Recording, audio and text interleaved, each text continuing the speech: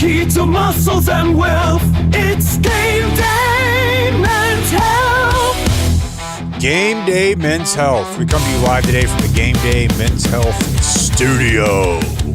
I am a Game Day user, customer, patient, the TRT, and I'm also on the peptides because I keep injuring myself, and I figure why not preemptively get on stuff that helps you recover, reduces inflammation, makes you feel better.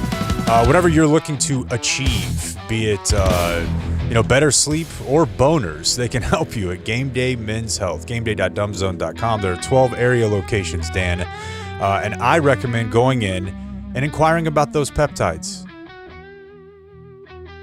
And any location we want to highlight today? Can you hear me or no? Yes, I can hear you now. No, you know what? I'm just going to go with all of them. I'm just going to go with all of them. Oh, yeah, all 12. All 12 locations. Do the Game Day Challenge. Go to every one of them. It's like a bar hop type thing. That's right. Yeah, they give you a plate. Yeah, they'll stamp your hand. That's right. GameDay.dumbzone.com. Bam.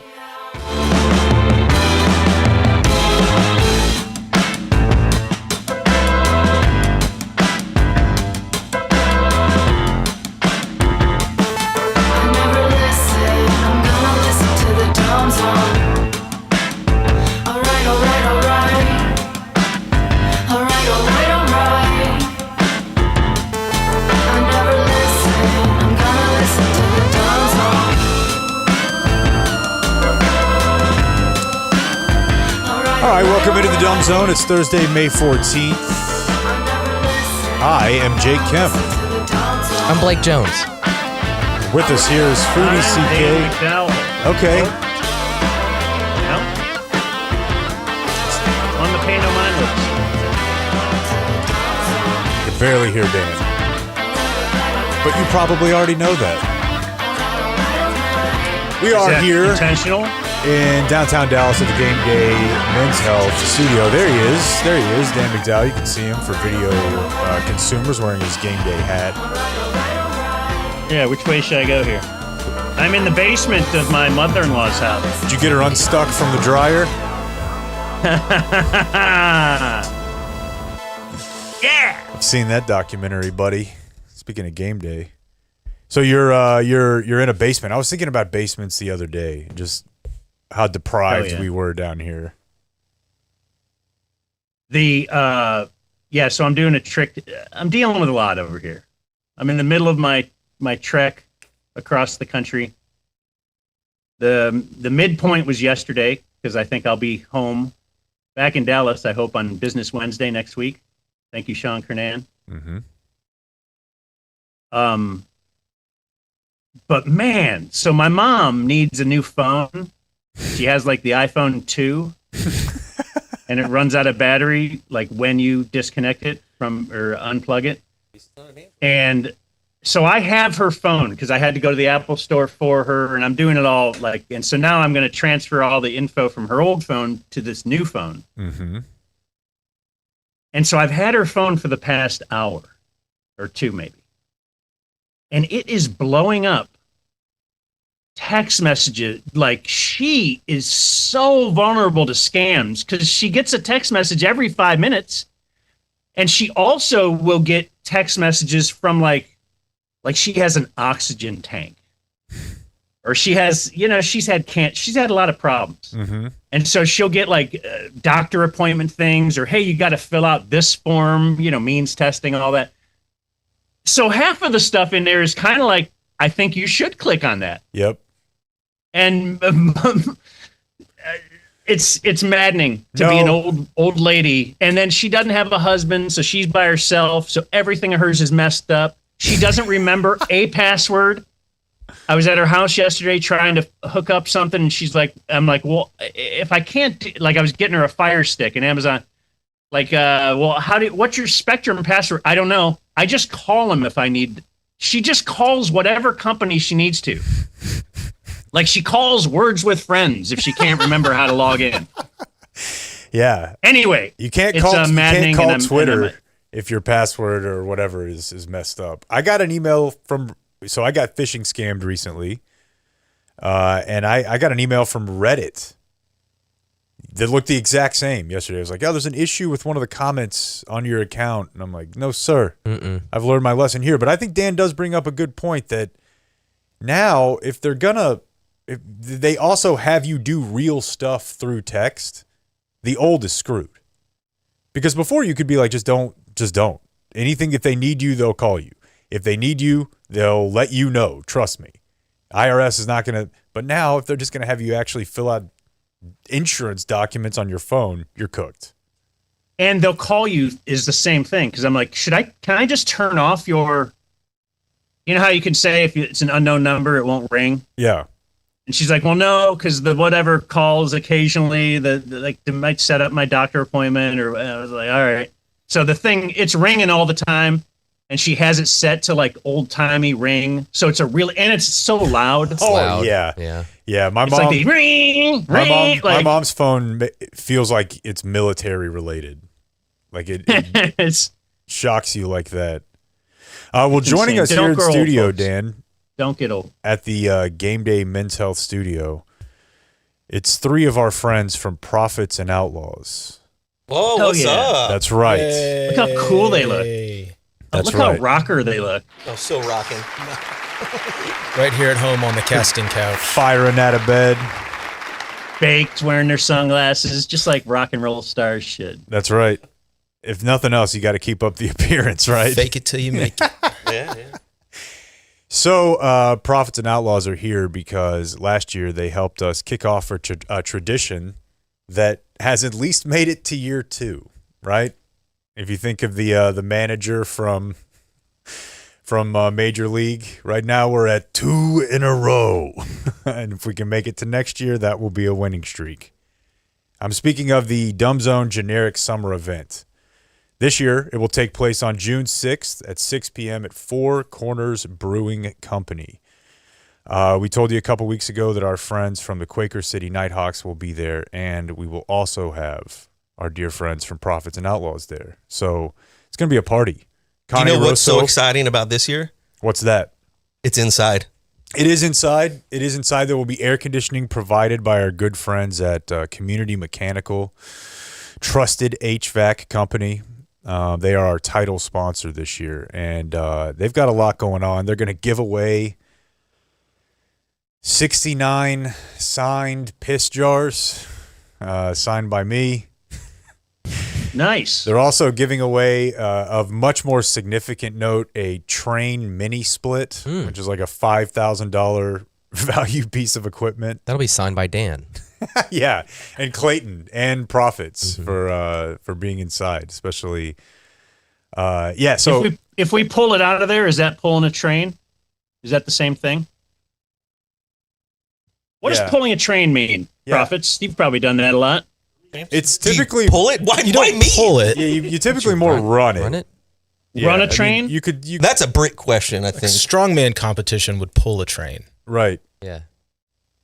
with their teeth or something. Run is more what you are looking for, Dan, as you stretch Armstronged your way to. If we got that air conditioning unit out of there, is it pulling the train? I think it Anyways, was a quality line. Community's going to be History there. will smile upon that line. CommunityDFW.com. Schedule them to come out, do your preventative maintenance, and they'll help you with your air conditioning like they are at the summer event. Kevin Turner will be out there hosting a Dumb Zone Family Feud. Connie I thought we Rosso want people to go. will be there. Connie Rosso will be there with a big oven. There will be it'll be fired. I don't know if it'll be wood fired or metal fired, but they'll have an oven out there. Are they bringing the soprasata? I'm sure they are. Okay, good. Full Soprasada restaurant. So what have you guys been up to? Do you have any shows you'd like to promote around that? Yeah, we're playing Levitt Pavilion June 5th out in Arlington. It's a big grass amphitheater. It's really cool. You bring your lawn chairs and blankets and whatever. Oh, it's Sick outside. family spot. It is really fun, yeah.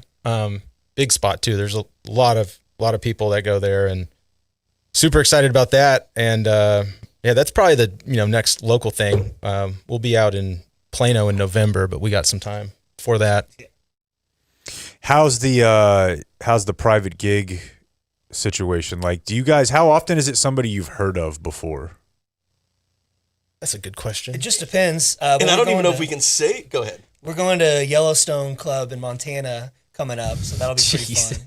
And then we'll be in California for another one. So Matt and I are going to fly out early and get a little golf trip in. Hell yeah. Nice. So, try to plan around the golf trip and then play a little music. We've got a local car entrepreneur, Magnate? that we're playing Scion? for. I'm not sure we can say his name. No, you don't have I don't to. think we can. So- You don't have to. It's Henry Ford. That's Henry cool, though. Ford. No, it's cool to imagine if you have like commercials on a Rangers game for your car dealership that you can Yeah, get something like Profits and that. Outlaws to play your birthday. Has the Dude, they've met Angie Stevens. for real? Probably. Yeah. Have you guys No, I wish. have you guys seen a boon from the Taylor Sheridanification of Dallas Fort Worth? No. Not necessarily on, but like you said, you're going to Montana. I feel like people weren't going to Montana 15 years ago. Just Oh, like- dude, they'll tell you that too. People in Montana hate other people from the country. We're like, this is so great here. And they say, thank you. Don't tell anybody. Yeah. They're tired of us Yellowstone people moving up there. I just remember like when the motorcycle show was popular, Quaker City had a little bit of a run. There were some knockoff motorcycle shows, Let's say your band was really into vampires. I'm sure that era had a run. So yes, I'm excited to have you guys out there. We'll run it back with some America Dumb Zone F yeah. Yes. Yeah. It's a great time. Yes. Have you guys ever played it at Four Corners before? Probably like small version. Played maybe? at the old the old one. Yeah, that's what I was going to say. The old one. Yeah, for like after a Jub Jam or Yeah. something. Yeah. Little late night jams. Good times. Good times. Well, do I you have- believe we have to promote that you could bring your own chairs and stuff too for in there. Is that right? Jake, yeah, are I you believe that familiar? is correct. It Yeah, is inside. There's no lawn Right.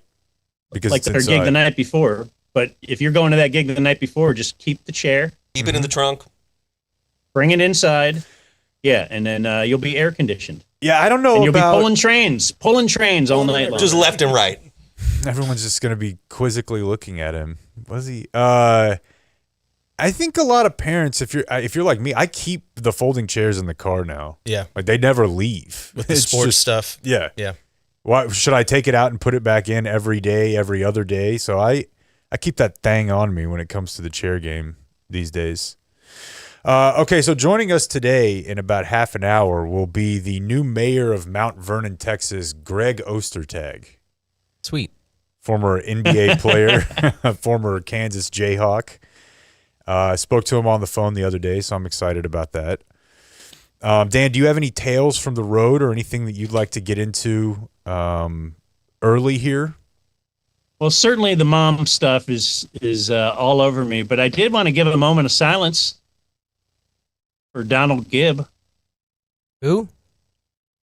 Donald Gibb, the age of 71. He was known as, he was in Revenge of the Nerds. He was Ogre. That's like if you have a buddy named Mate, that's who Ogre is. Sure.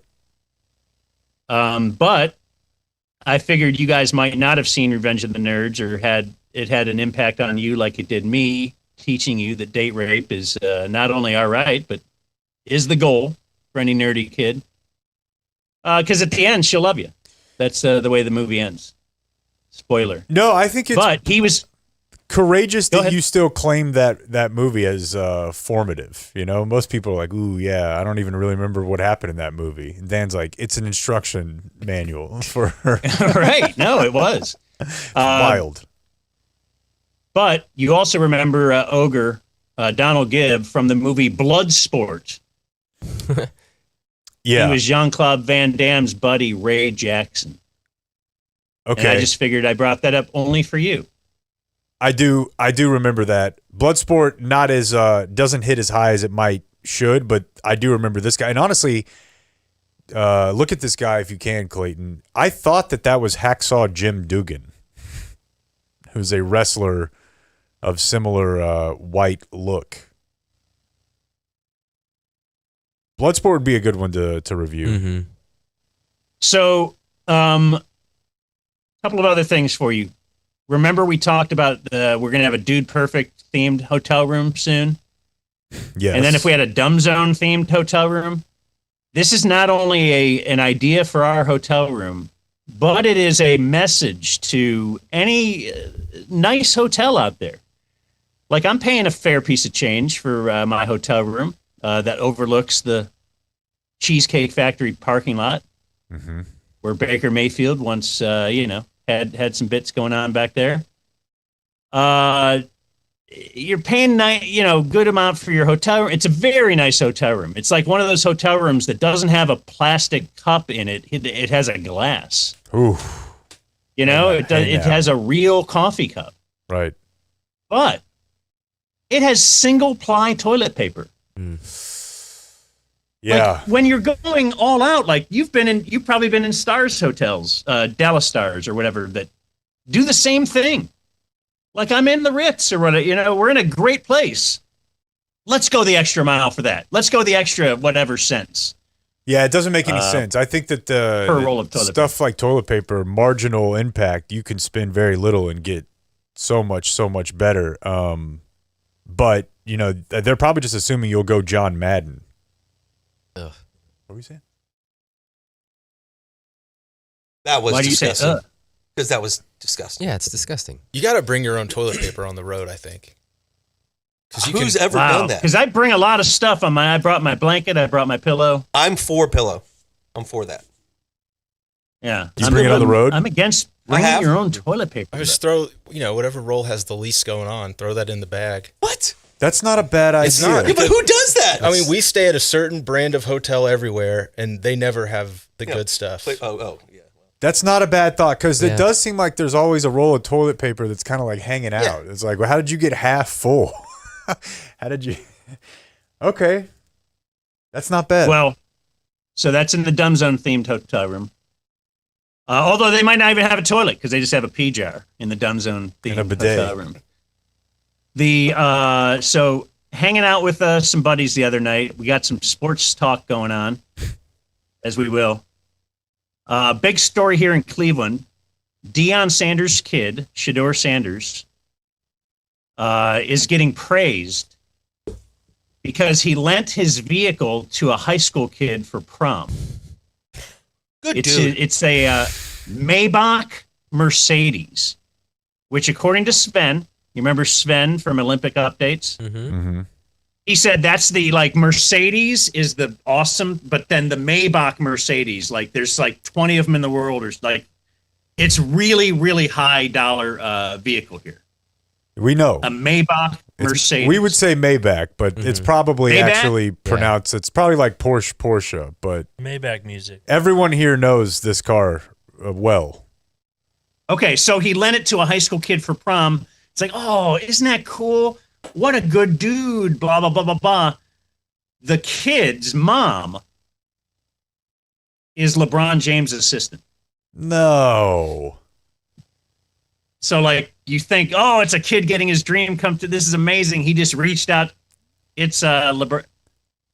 Right. He might. His own one of Maybach these was in the cars. shop, so he just, needed to lend it out. No cancer. Right. Nothing? I thought it was Make-A-Wish, too. So- Yeah, what do we have? There's Yeah. nothing? So he's having to It is a settle. wish. LeBron doesn't pay his assistants? Yeah, I mean- That's what we don't know. Is this, He doesn't pay for Spotify. Really? That's what they said. They'll be warming up before games, and they got to listen to commercials. And he was using Stream East a couple years ago. That would be awesome for if he's games? insanely cheap. I think he is. He's Okay, Yeah, I he's wouldn't be quick mom surprised. aside. I feel like I've kind of heard that. quick mom info on that. Yeah. LeBron So- is going to continental breakfast at hotels he's not staying at. Just sneaking into Holiday Inn Expresses.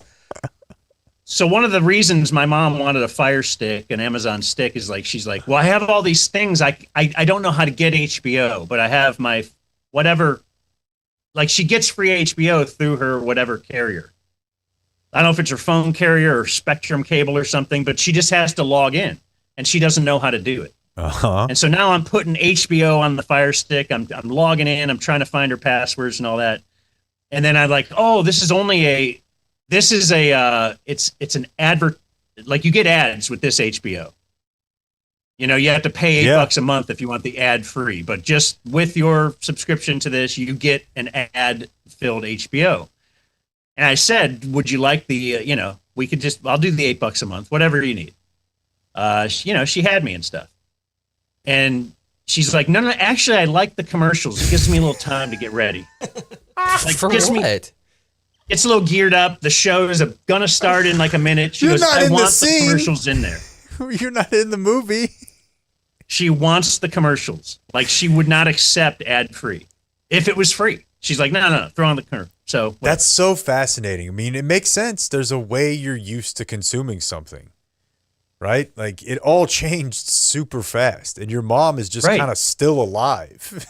It's like, yeah, and she's like, I don't want that. can't deal with no commercials. Man, I And was then, watching Amazon's hit show The Boys the other day, and it had commercials, and I was just wanting to throw the remote through the TV. It was driving me insane. Do they all offer the pay to get out of it thing?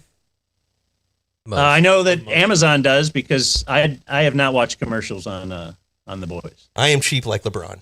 Because there is some stuff, dude. Like, if you were watching Victory Plus, you're gonna watch the same 7 commercials 30 times throughout the night. There's nothing you can do about it. I mean, obviously it's live, but like, you can't. There's no, even if you're skipping through, there's no choice. And then we had a sports hypothetical. Unless you want to do a commercial first, and then I'll give it to you. No, knock one out. Or no, do your sports hypothetical, and then we'll knock one out. Okay, this was from the other night. Would you rather have your local WNBA team win the championship? Are you following me? Yeah, They will win the championship, the entire league, the spring one. all 12 to 15 teams. They have defeated all of them. Or I hand you $5 cash right now. Okay, that's ridiculous. It's not ridiculous. If you did that poll, if you did 1,000 people in DFW, you had $5,000 in your pocket and you walked around the city, how much do you have left in your pocket after you interview 1,000 people? I'm now adding on to the hypothetical. Dude, I think to try he's to. right. I think $100, but 5 is. No, I think he's right. I think 4 or 3. No, I think this is insane. I think the average person just reflexively would feel this is part of a WHL thing. They would feel pressured to be like, I care about the WNBA. That was my initial reaction, and then I was like, $5 though. But if it is $5, times are tough. But I feel like you'd get a lot of just performative, oh, that'd be so good for the city. And you're like, well, who did what? Can you name a player?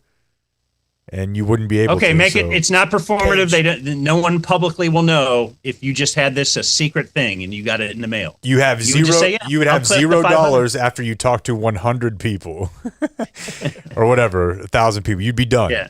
You'd be done. Anyway, just having a little fun. That's the fun sports talk we're having on a Business Wednesday evening. I mean, it would also give you an excuse to use the what was the nickname that we had suggested for AZ Fun? No. Paige Beckers. What was it? It was Five Finger Slammer. I do not condone at all. No. Okay. You guys can stick around as long as you'd like. We're probably going to get into some more sports if that's cool with you. Ooh, sports. Yeah. We'll then maybe break in about half an hour. Can we do this? All right. Our pros are the nicest. We've got the best prices at Flooring Direct. Wow! Incredible. FlooringDirectDFW.com. That is the one-stop shop for you to get your floors upgraded. It's spring heading into summer. Freshen things up a little bit. Have them come out, take a look at, you take a look at the floors. They bring the little floor samples out to you, directly to you, and then you don't pay anything for that appointment, that estimate. You can look over their options, and if you decide to go with Flooring Direct, then you get a great installation package. They move all your furniture, and then they move it back, Dan. We've learned that is an important component of this process. Yeah, I know people who have gotten their floors. I'm sorry. People have gotten their floors replaced, and they say, they had to pay a mover to come in, get your furniture out of the house, pay a storage place, and then, put it all back. Flooring Direct, DFW does that all for you.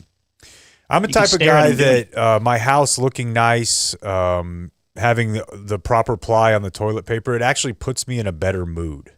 So when you think about upgrading your home at Flooring Direct, think about your mentals. You can get your whole project for less than $100 a month. FlooringDirectTFW.com/DZ. Set up that free estimate. Why not again? Okay. You want it again? Well, not now that you. At the wonderful world of sports. Our pros are the Radio nicest. sports. We've got the best prices at Flooring Direct. Our pros are the nicest. We've got the best prices at Flooring Direct. That's really good. I thought I was bad at this. Good stuff. Hey, Dan, the Rangers, for the second straight day, gave everyone half off all menu price pizzas at Papa John's. Did you know that bit was back? No, how do you get it?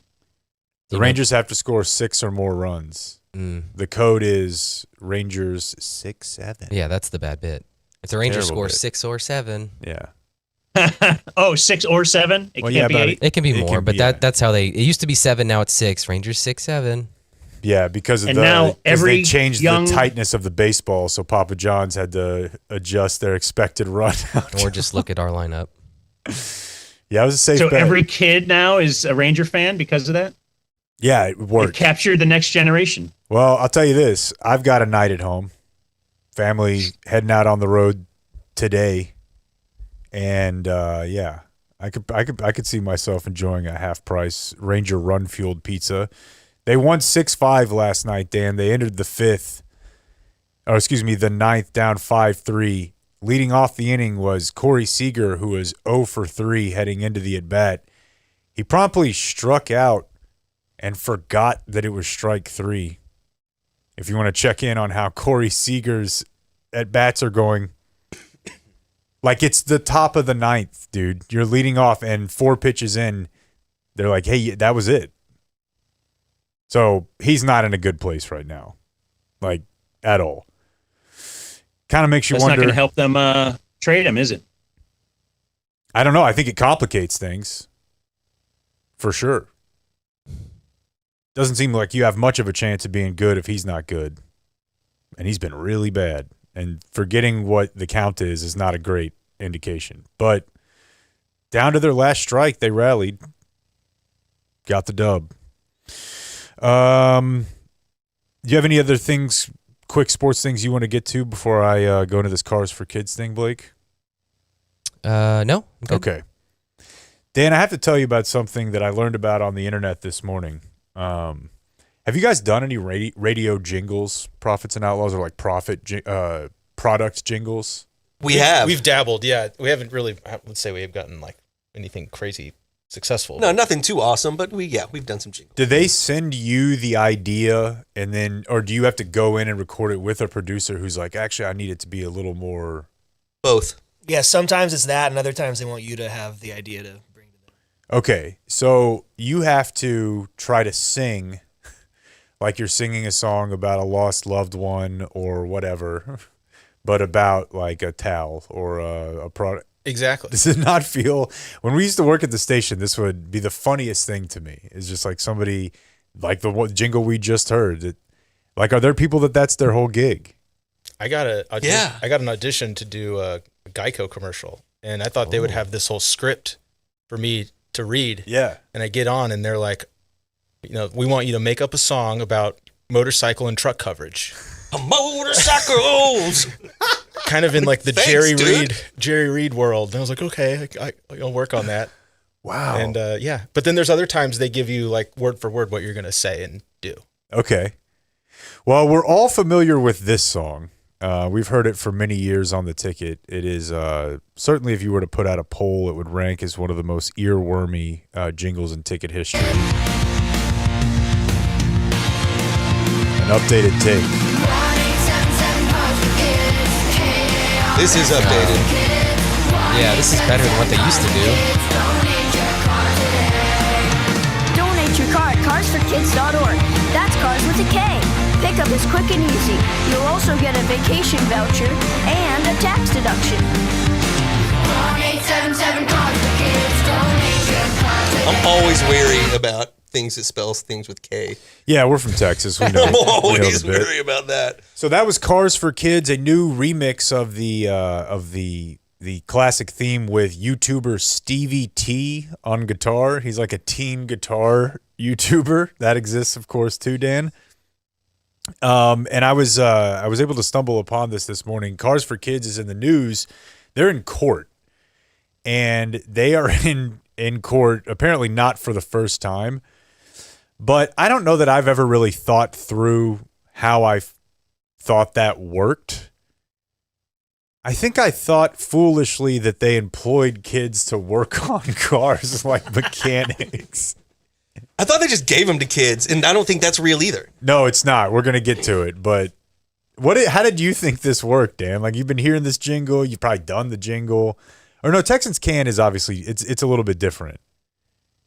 It's not just... I thought they Texans run like Can work the same way, but I always just thought it was you donate your car, they sell it or something for $1,000, and then they give the money to kids, maybe, or at least a slice of that. Okay, so Dan is the only smart person here because he just assumed, okay, they're just scrapping it. They get the equity, it's cash, and you get to write it off. Yeah, right but off the I car. mean for the not the kid. Yep.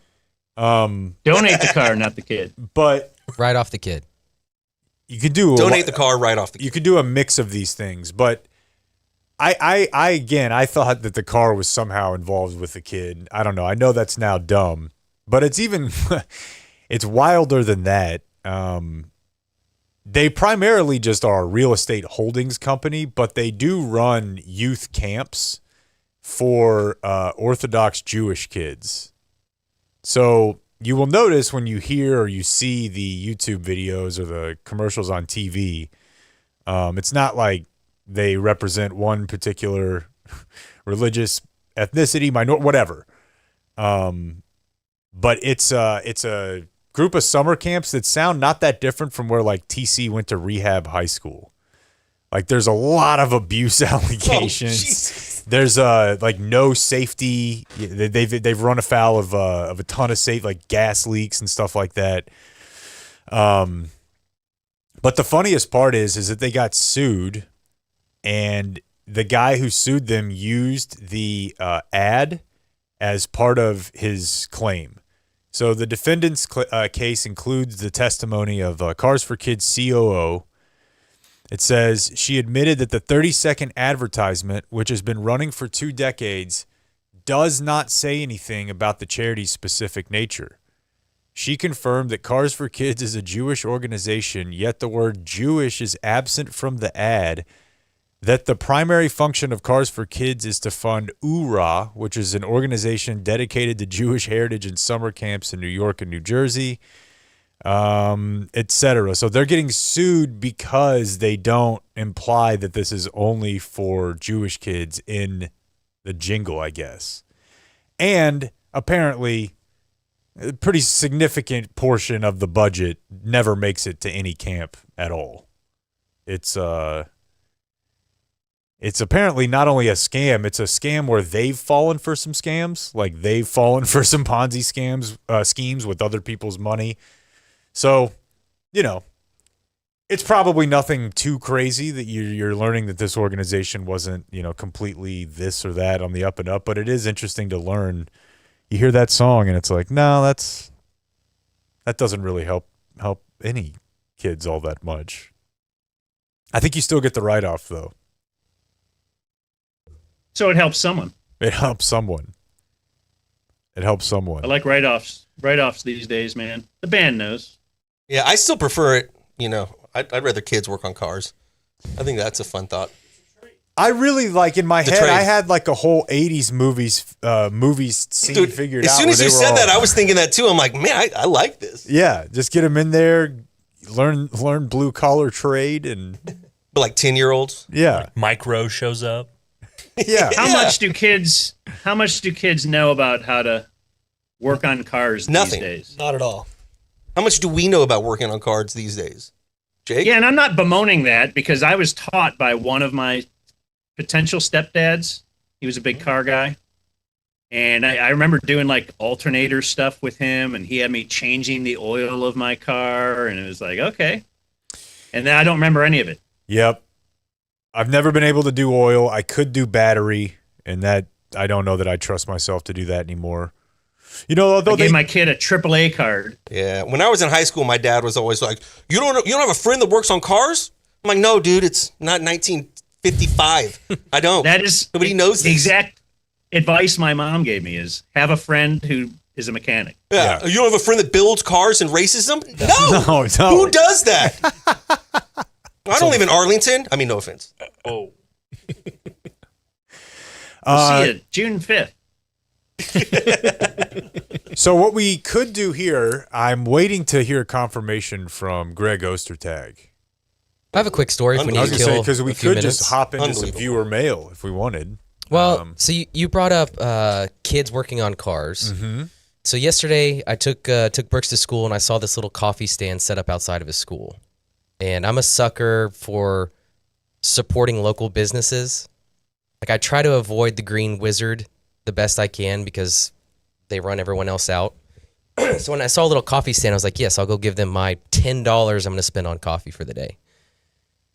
So yes, extremely gay. Thank you. I didn't say. I've detailed affirmed. on the show that my wife cannot have dairy right now because of the 9-month-old kid who's got a little allergy right now. So it's important I get oat milk in her coffee. And so when I walk up to the stand to make sure that this little busted trailer has oat milk, the window opens and in front of me I see a nice young lady with Down syndrome and another lady with severe autism. Mm-hmm. In this Biddy and Bo's place, apparently, this is common.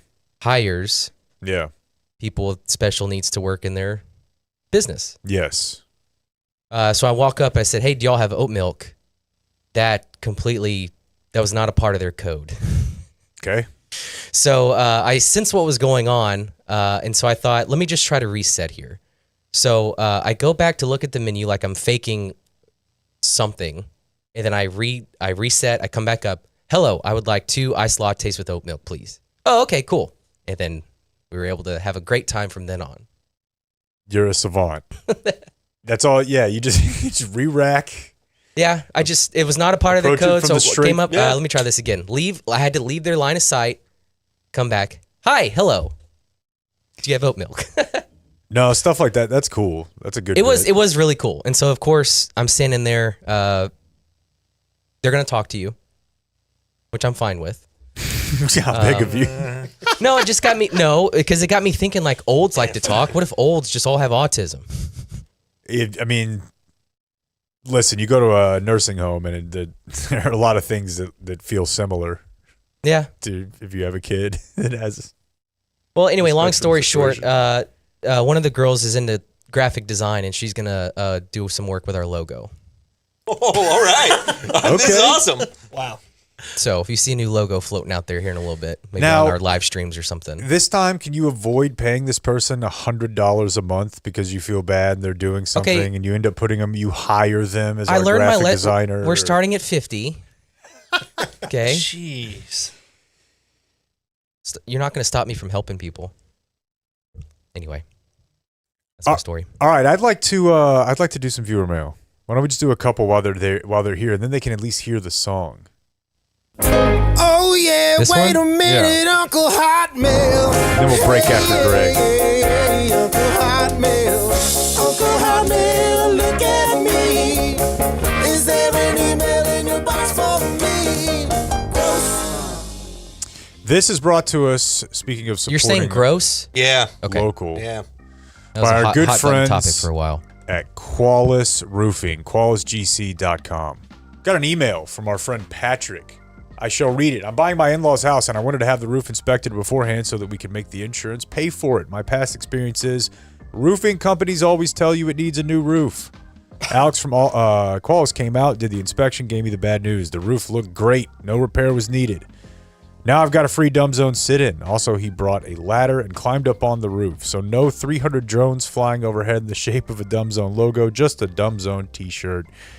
Super friendly, on time if you're into that sort of thing. What we're trying to tell you is they're not trying to rip anybody off.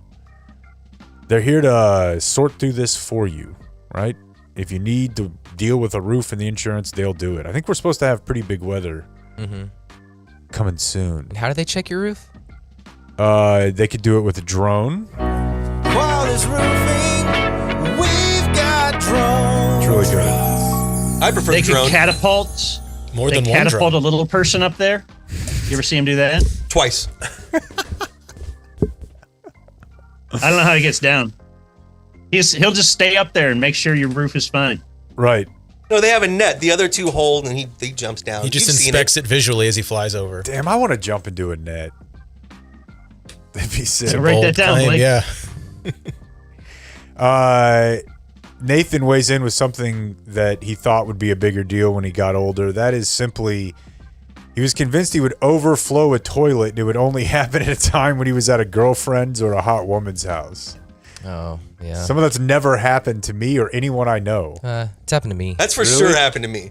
Really? Oh, yeah. Like just the movie thing of like, oh, it's overflowing, and you're just at a lady's house. Like, Yeah, I'm like, why do I have to deal with this? I was at Norm's house. Apparently their front toilet wasn't working, and I didn't know until I was already doing the deed. That toilet doesn't work, pal. And you're just like Jeff Daniels sitting there with your pants down, Yeah, my feet are up. window open. yeah, I just don't think that's ever happened to me. I don't think it will. Monty has a funny story about that. He was at a girlfriend's house, Yeah. and the diarrhea bug hit him. He said he just left. Yeah, I think you have to. Yeah. I think you have to. I got a good one. New bit from Derek. He said, with the recent talk of Miss Piggy, I thought it would be appropriate to add another list to tracks similar to the Roseanne bar. His suggestion is to call it the swine line. But basically, it's like the Roseanne. Like, hey, she's a Roseanne. It's a she's a Miss Piggy. Here's Derek. Says, Jake already mentioned that Kelly Clarkson would make this list, and I want to add a few The more. lovely Kelly Clarkson. Okay, this is the Miss Piggy list. Uh-huh. Kelly Clarkson, Jennifer Coolidge, Yeah.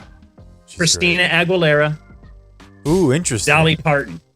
Amy Schumer. Nelly Furtado. Amy Schumer. That's a good one. Nelly Furtado's awesome. She's I don't think, yeah, I Sick. mean, they're called Miss Piggy, so That's it not gonna sounds a work. little, yeah, it sounds bad. derogatory, You really but- have to explain it. but it's not bad. It's It ain't Miss bad Piggy's for me. kind of hot. We're going for it. No doubt. Sabrina Carpenter. Too small. Maybe in like 20 years. That is a good one to We track. got some feedback. We're needing some help with a questionnaire. Because, is this for the show yet? The Yeah, it's Family out on Feud? social media. Yeah, we got All right. 100 responses. Okay. It's fun to look at. Yeah. So, feedback from one of the listeners who said he listens to every single show and the Family Feud questionnaire was extremely difficult. Oh, shit. So, if you would like to try it on your own, I think the link is out, but at tinyurl.com/DZGSE69. Well, I mean, it's not like a yes or no. You don't get a score, and we also put out like a dozen, just too boring behind the scenes. No. We put out like a dozen questions. We'll take like 4 of them. Like we have like name a euphemism Uncle Hotmail would use for his penis. It's fun. Right? And I mean, if you guys want to guess, you can. But that's not that hard. Just start throwing stuff out. Name something Dan always has on his person.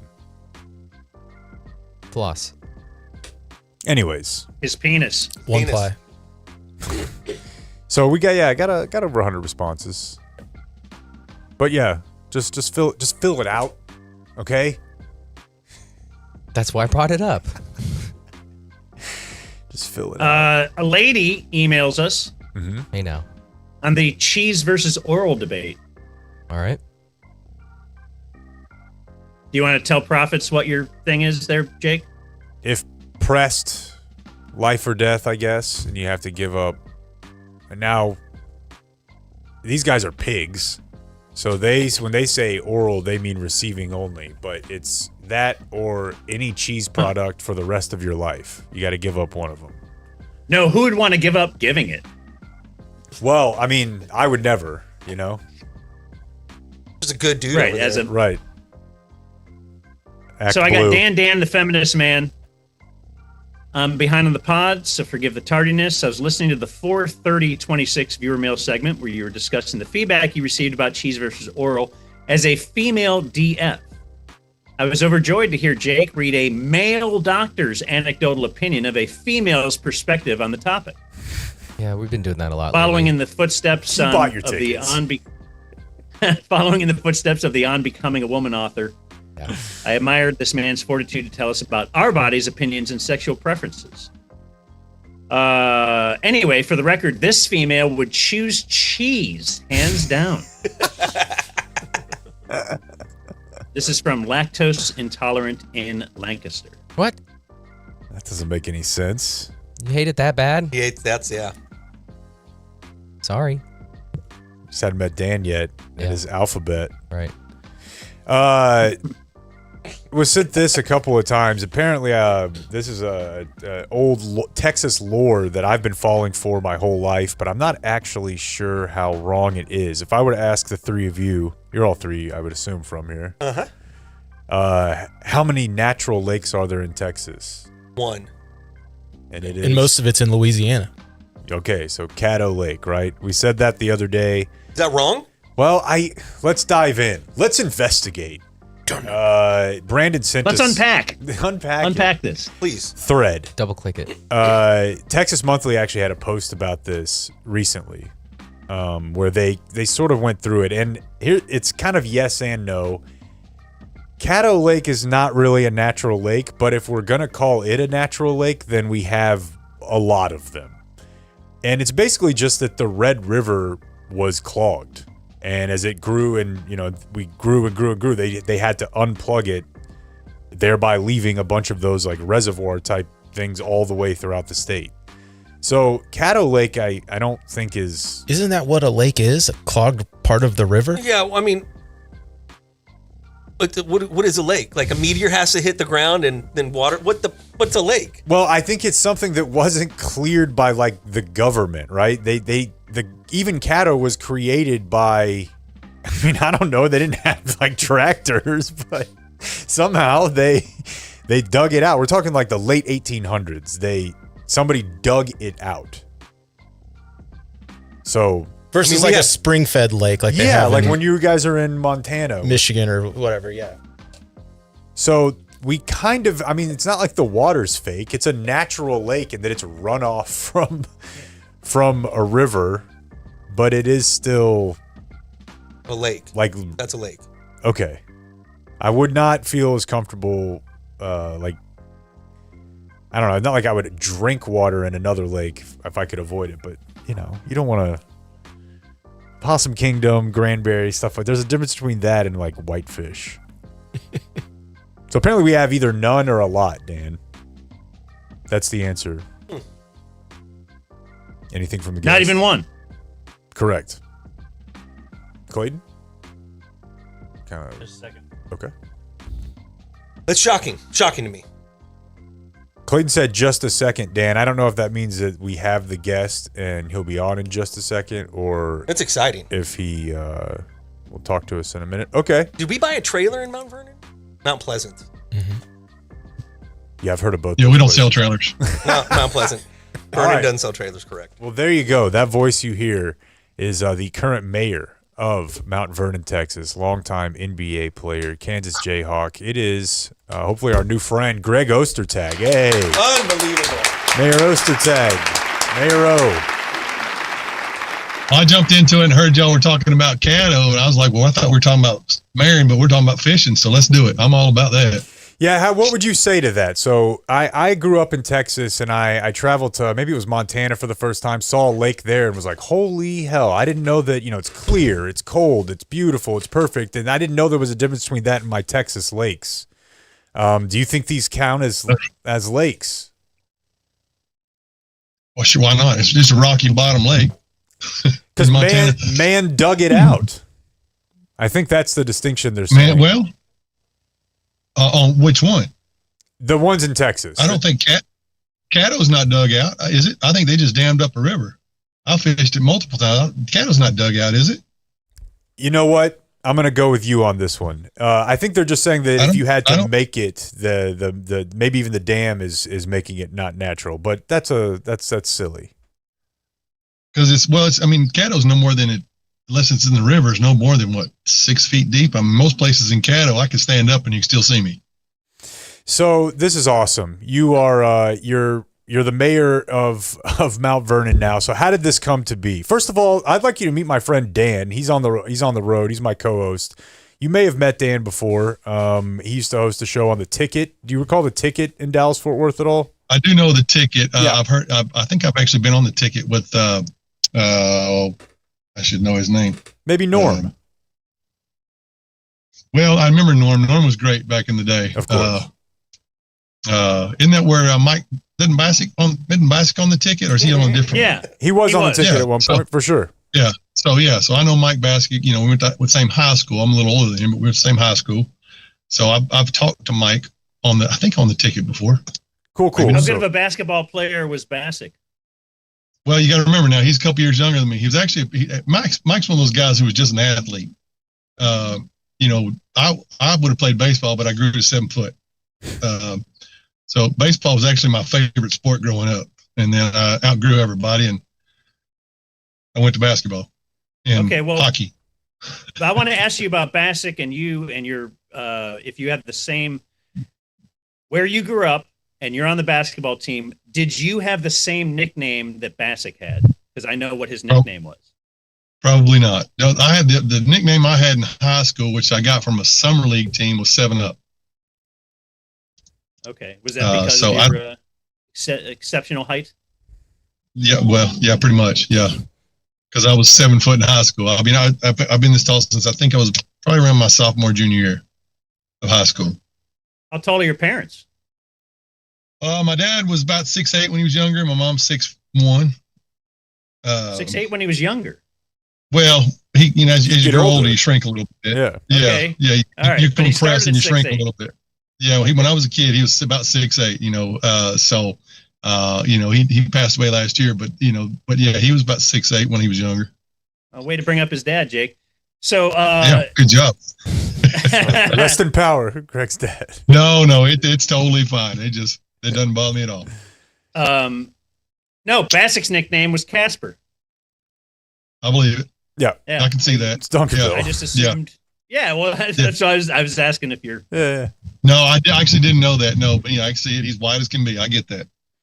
So I do have a little history with Greg Ostertag. You want to do it now, or you want to talk about being a mayor first, Jake? What do you want to do? History. We got time. All right, because he might just hang up.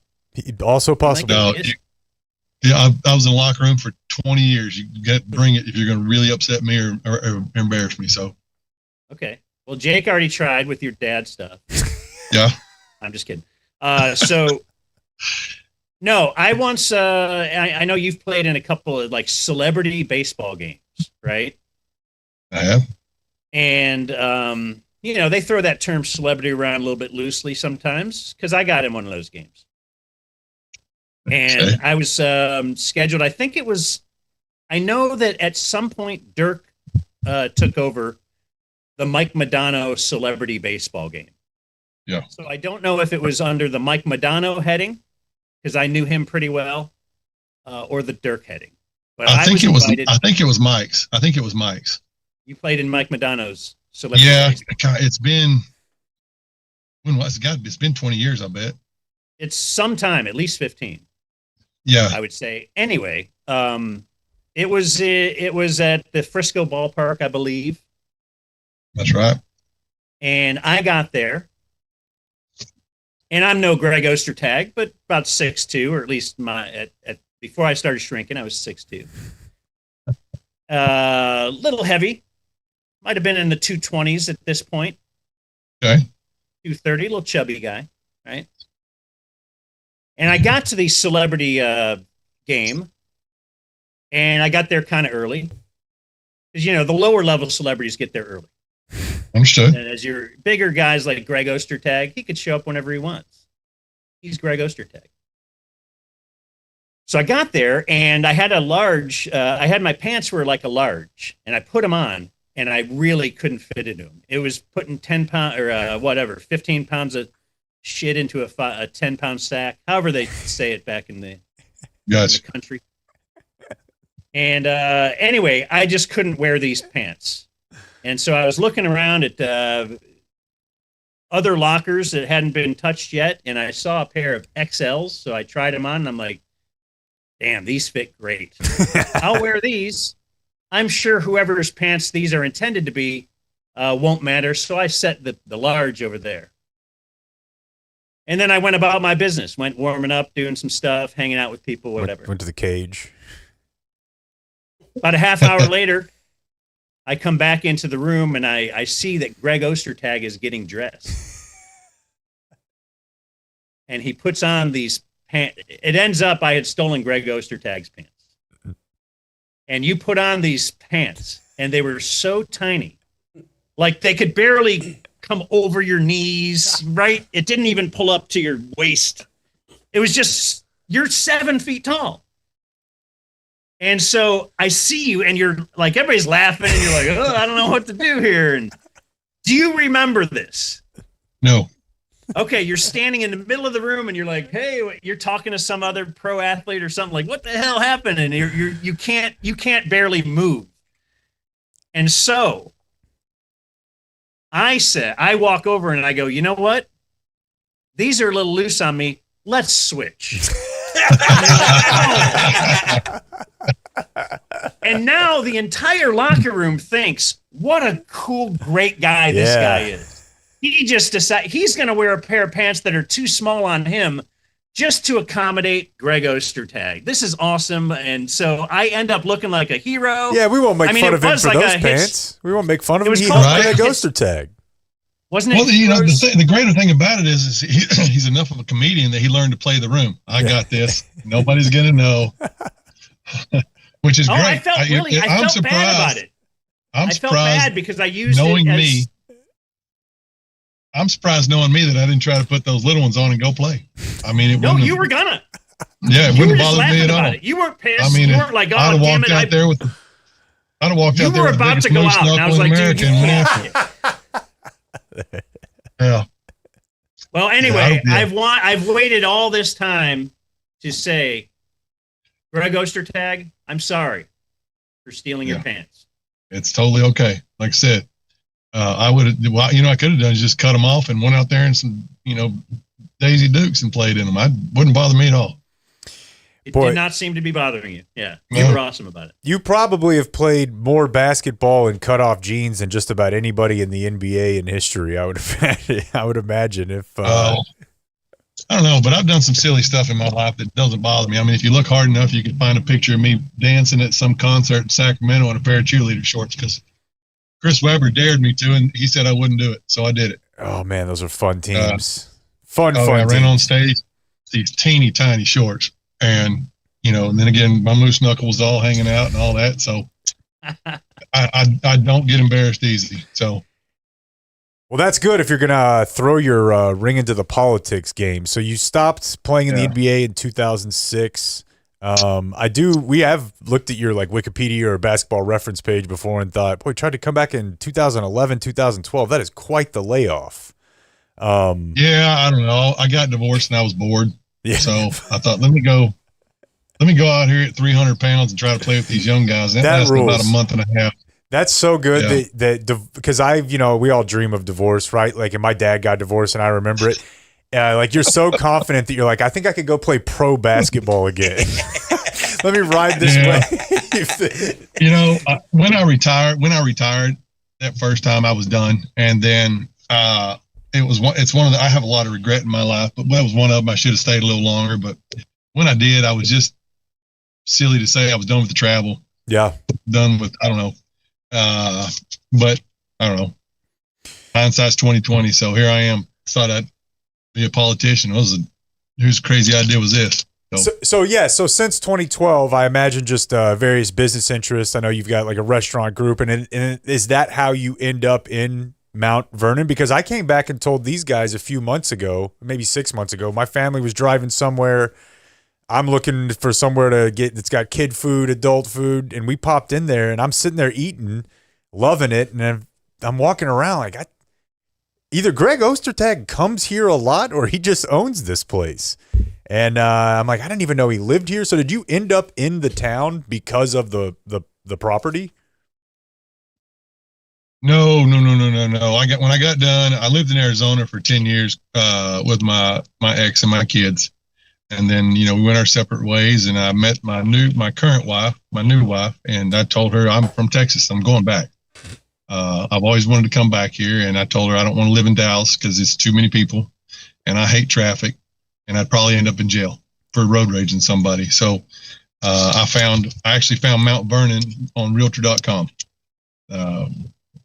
We bought a house out here, and then I think a year and a half later, we bought the building that we're in now, and started off. It's an old upstairs is an old mortuary, and downstairs is an old general store. So we bought it and started out as a retail / bistro, sort of thing. It was okay. Then I started kind of asking all the cowboys and farmers and ranchers around town who like beer, and would you come to a sports bar? And they're all like, yeah. So I think it was right around COVID, January, when the fake virus came in, and I said we gutted it and turned it into a sports bar, and it's been doing good ever since. Owning a restaurant's not a profitable business. It's just something for the town loves it. We get a lot of regulars, and here it is. And I've always wanted land with some animals. I don't have a ton of them. I just got some what I call yard art. I get to go sit on my property and watch them run around and feed them and hang out with them and all that fun stuff. So. Yeah, one of our listeners, Kathleen, who lives in Mount Vernon, told me that she's seen you out and about with a camel. Like, I don't know, if you're 7 feet tall, you could just kind of walk a camel like a dog. It never really occurred to me until I saw you standing with it. But I've got two of them. I've got a single hump and a double hump, and I've got a zebra, and I've got, God, how many horses? I got too many horses. 5.5 horses, 4.5 horses. And chickens and emus and turkeys and dogs, and I don't have a tiger. That's a little more than I can handle. I can handle a 1,500-pound camel, but tiger's a little more than I want. Who knew they had single hump and double? 5.5 horses, 4.5 horses. Well, I've got a baby, emus and turkeys and dogs, and I don't have a tiger. That's a little more than I can handle. I've got a baby horse that was born 2 months ago, so I call it 4.5. Okay. So I've got Clydesdales and draft horses. I've got a draft horse female that's the mama of that new baby that weighs 2,000 pounds, and she's a big sweetheart. So all my animals are, you can walk up to them and pet them, and the camels are like big puppy dogs, especially Norman. I bottle fed all of them, the camels. So that's cool. The zebra I got as a friend of mine who sold it actually passed away, and I got her personal zebra. So that's cool. So as far as the city goes, you've got the restaurant. It becomes kind of a community spot. It seems like you guys have kind of like done the classic small town downtown revitalization thing. It's a cool spot. There's a bunch of other businesses down there, and I assume you guys were part of that whole effort. But then, how does that turn into actually running? That just seems like such a big step to me. You could kind of be the mayor de facto by running the sports bar. It's like, oh, that guy's, but then to actually have to do all the stuff. When I first moved out here, I was perfectly happy on I had 80 acres originally in my house, and being out there and again, watching my animals. And then we sold that place and bought this place, and I'm I stick out like a sore thumb. So I've got kind of popular around here, whether I want to be or not. And I got a lot of friends around here in town, people I know, acquaintances, I'm a substitute at the high school. Oh, nice. So I go babysit a bunch of teenagers once in a while. And people just started coming up to the townspeople started coming to me and said, "Hey, run for mayor. Would you run for mayor? Would you run for?" I was like, "Look, I hate politicians. They're the most crooked people on the planet. Why would I want to be one?" And I talked to my wife about it, and I said, "What do you think?" She said, "No, with a capital F. And and so I said, okay. And then they kept asking and I don't know, the townspeople weren't happy with the just past mayor. And I said, what do you think? She said, are you sure? And I said, I guess. So here we go. I mean, I put my name in the hat, and we put our signs out. People started talking. Of course, if you want some really good entertainment, go get on our town No Rules Facebook page and read about 3 weeks back. It's it's very entertaining. Of all the things that were said about me, this and that and the other, it's just silly. And my wife's like, how come you're not mad about this? I said, look, I spent 15 to 20 years of my life being the hero one minute, the zero the next, in a 24-hour period. So she said, why doesn't it bother you? I said, I don't know, I'm going to sleep. Yay. I mean, sports, I think it does kind of prepare you for it. It seems like she wanted to kick everybody right in the vagina. So I laughed it off. Yeah. And I'm trying to keep it clean, but I don't know. Here we are. It's a cool little town. It's, I've got a lot to learn, obviously. I've got a lot of people around that are willing to help me. I've got the city manager who's, helping, and city secretary, they've all said they're, I'm looking forward to working with you. We'll see. So here I am, and it's me for 2 years, and then we'll see how it goes. I've been telling everybody, hey, we're happy, and I said, well, come to me in 2 years and tell me if you feel the same way. So, no, it's very cool. We've got some good stuff coming. We've got some good stuff coming to town, and we'll see how it works out. I'm going to give it my best effort. So let me go back to the high school substituting thing. Did they know? Have you had anybody make we need to make him Greg Ostertag like TikTok highlight edit with just like the kids do with rap music or whatever, and just dunk after dunk. Do they know? Do they respect that you're a decade-long NBA player? Oh yeah, they all know. Some of them get smart mouth with me. Like, you got dunked on by Kobe Bryant. I was like, well, yeah, I got dunked on by a lot of people, but I got to do something you're never going to do: get dunked on in the NBA. So, I'll banter with them. If you're going to bring it, expect it back. But they all laugh. We all laugh it off and go from there. So that's cool. Again, I don't mind. It's fun, and I have a good time with it. Okay, I have actually one question. Are people just coming by and telling you, hey, there's Mayor Greg Ostertag? That's awesome. No, I'm sitting out here on my phone. I was cleaning up the back of the building today, so I've got a bunch of stuff on the trailer. Okay, so I actually, this is mostly just a sports jack-off show, but I actually am sort of interested in some of these issues that like small-town Texas towns are running into. One of them is the data centers, right? That seems to be big talk, but you guys have, is it like a lithium battery plant? Is that what's being built nearby? I know. Yeah, we have a lithium plant coming in. It's just the other side of the interstate behind the Big Duke's gas station. Yes. So is that like a lot of job? Like, what's that like? I don't know. You hear like, oh, this company's coming to town, and then it's going to be great. But then, I just saw a couple of cities in the last week that said like, let's slow down on the data center thing. Let's at least look at it. Or what is it like whenever they come to town? I'd like to know. Well, so this is all new for us, and I don't know all the details on it yet. That's one of the things I'm learning about. I got a little bit of information on it yesterday in a big meeting I had with the city guys, city manager and secretary and all that stuff. So I don't know all the details. It's got like 150 jobs coming, which is good. It's, it's going to help out the town. I believe was financially, put us in a better place. And the towns, we're looking at the town expanding and growing a little bit. And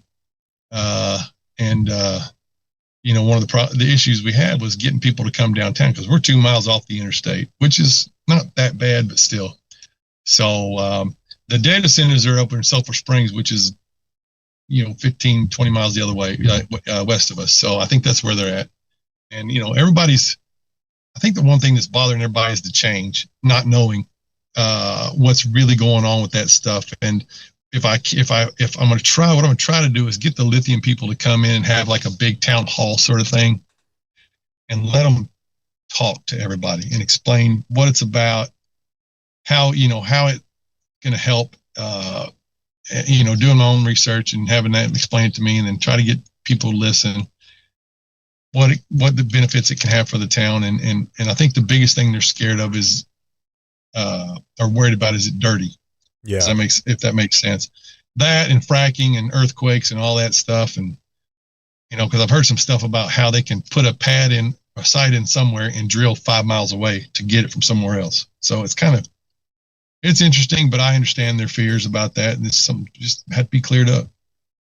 Yeah, I don't know. I mean, maybe it's just because I watched you like bullying people and you're huge in the NBA for like 10 years, but I just imagine these slick like New York fucks coming in like, oh, we're going to bully ball the small town mayor, and then it's Greg Ostertag. Yes. It's like, no, I don't know. We'll just box them out. Yeah. We'll just box them out, foul them hard when they come to the basket. It's definitely not like the NBA today. They're a bunch of pansies, but yeah, I'm not shocked that that's your take. No. I can't believe people watch that garbage. It's terrible. I don't. A lot of skill, Mayor. A lot of skill. They're very skilled. Yeah. Whatever you want to tell yourself. Whatever makes you sleep better at night. Are you anti-Luka?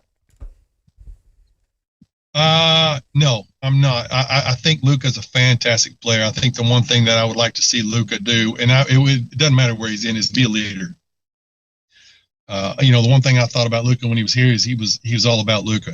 And if Luka can get the heart of Dirk Nowitzki, he'll take whatever team places. And it looks like he's kind of turned over a new leaf in LA, which is great. But I mean, he can flat out score. I give him that. So, who are the best leaders you played with in the NBA? There's a couple. Well, I mean, that's. Or were you the guy? I'm going to ask. Oh yeah, they totally looked to me for leadership. Let's follow Greg. He's averaging 5 points and 4 rebounds and a block and a half. I don't know. I mean, once you've been, but to be honest with you though, like I don't know how you want to take this, but like there's Dwight Powell is a leader with the Mavericks, and he's been here a long time. He's he's been through multiple. He was he was the vet for a lot of guys. So I didn't know if like you were with Utah a long time, if there became a time where you were that guy. Well, right after John and Carl left, obviously I got put in the role of the leadership role, and that falls back on some of my regret. I didn't become the player I should have. I just took for granted that I was 7 foot and in the NBA, and I got put on a great team and got to play with 2 of the best ever, and it's not even close. Everybody else say, well, they didn't win a championship. Well, a lot of people didn't win a championship. Doesn't mean they're not a great player. So. So John and Carl obviously were my pick, and actually my coach was probably one of the greatest leaders I ever played for. He was fantastic, even though we didn't get along sometimes. Yeah, that was not uncommon.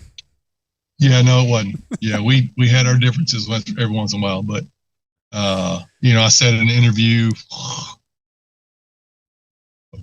almost 10 years ago now that I was talking to some radio guys, and I said, I've had time to grow up and mature, and it turns out I was the asshole in that whole situation. So sometimes it'd be like that. It really does. Yeah. You ever think about the era that you grew up in? They made you into a certain kind of player, where if you grew up now, you would probably be allowed to dribble the ball up the court or work on your, back then, it was you're 7 feet, get under the basket, and if you even take a shot outside of the key, they'd probably yell at you, a coach in high school or whatever. Well, yeah, maybe. I mean, it is a whole different. All the big guys in the league are, more perimeter oriented guys. But I fell into a really, really good situation. Being drafted where I was drafted, I was drafted by the perfect team for Greg Ostertag.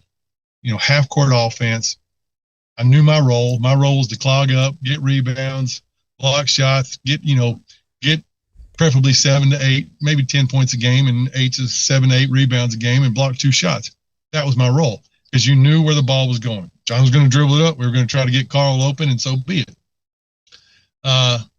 Like I was alluding to earlier, it's a different game now. It's hard for me to watch because I played in a different era. I played in a more half-court, offensive, scheme-oriented game.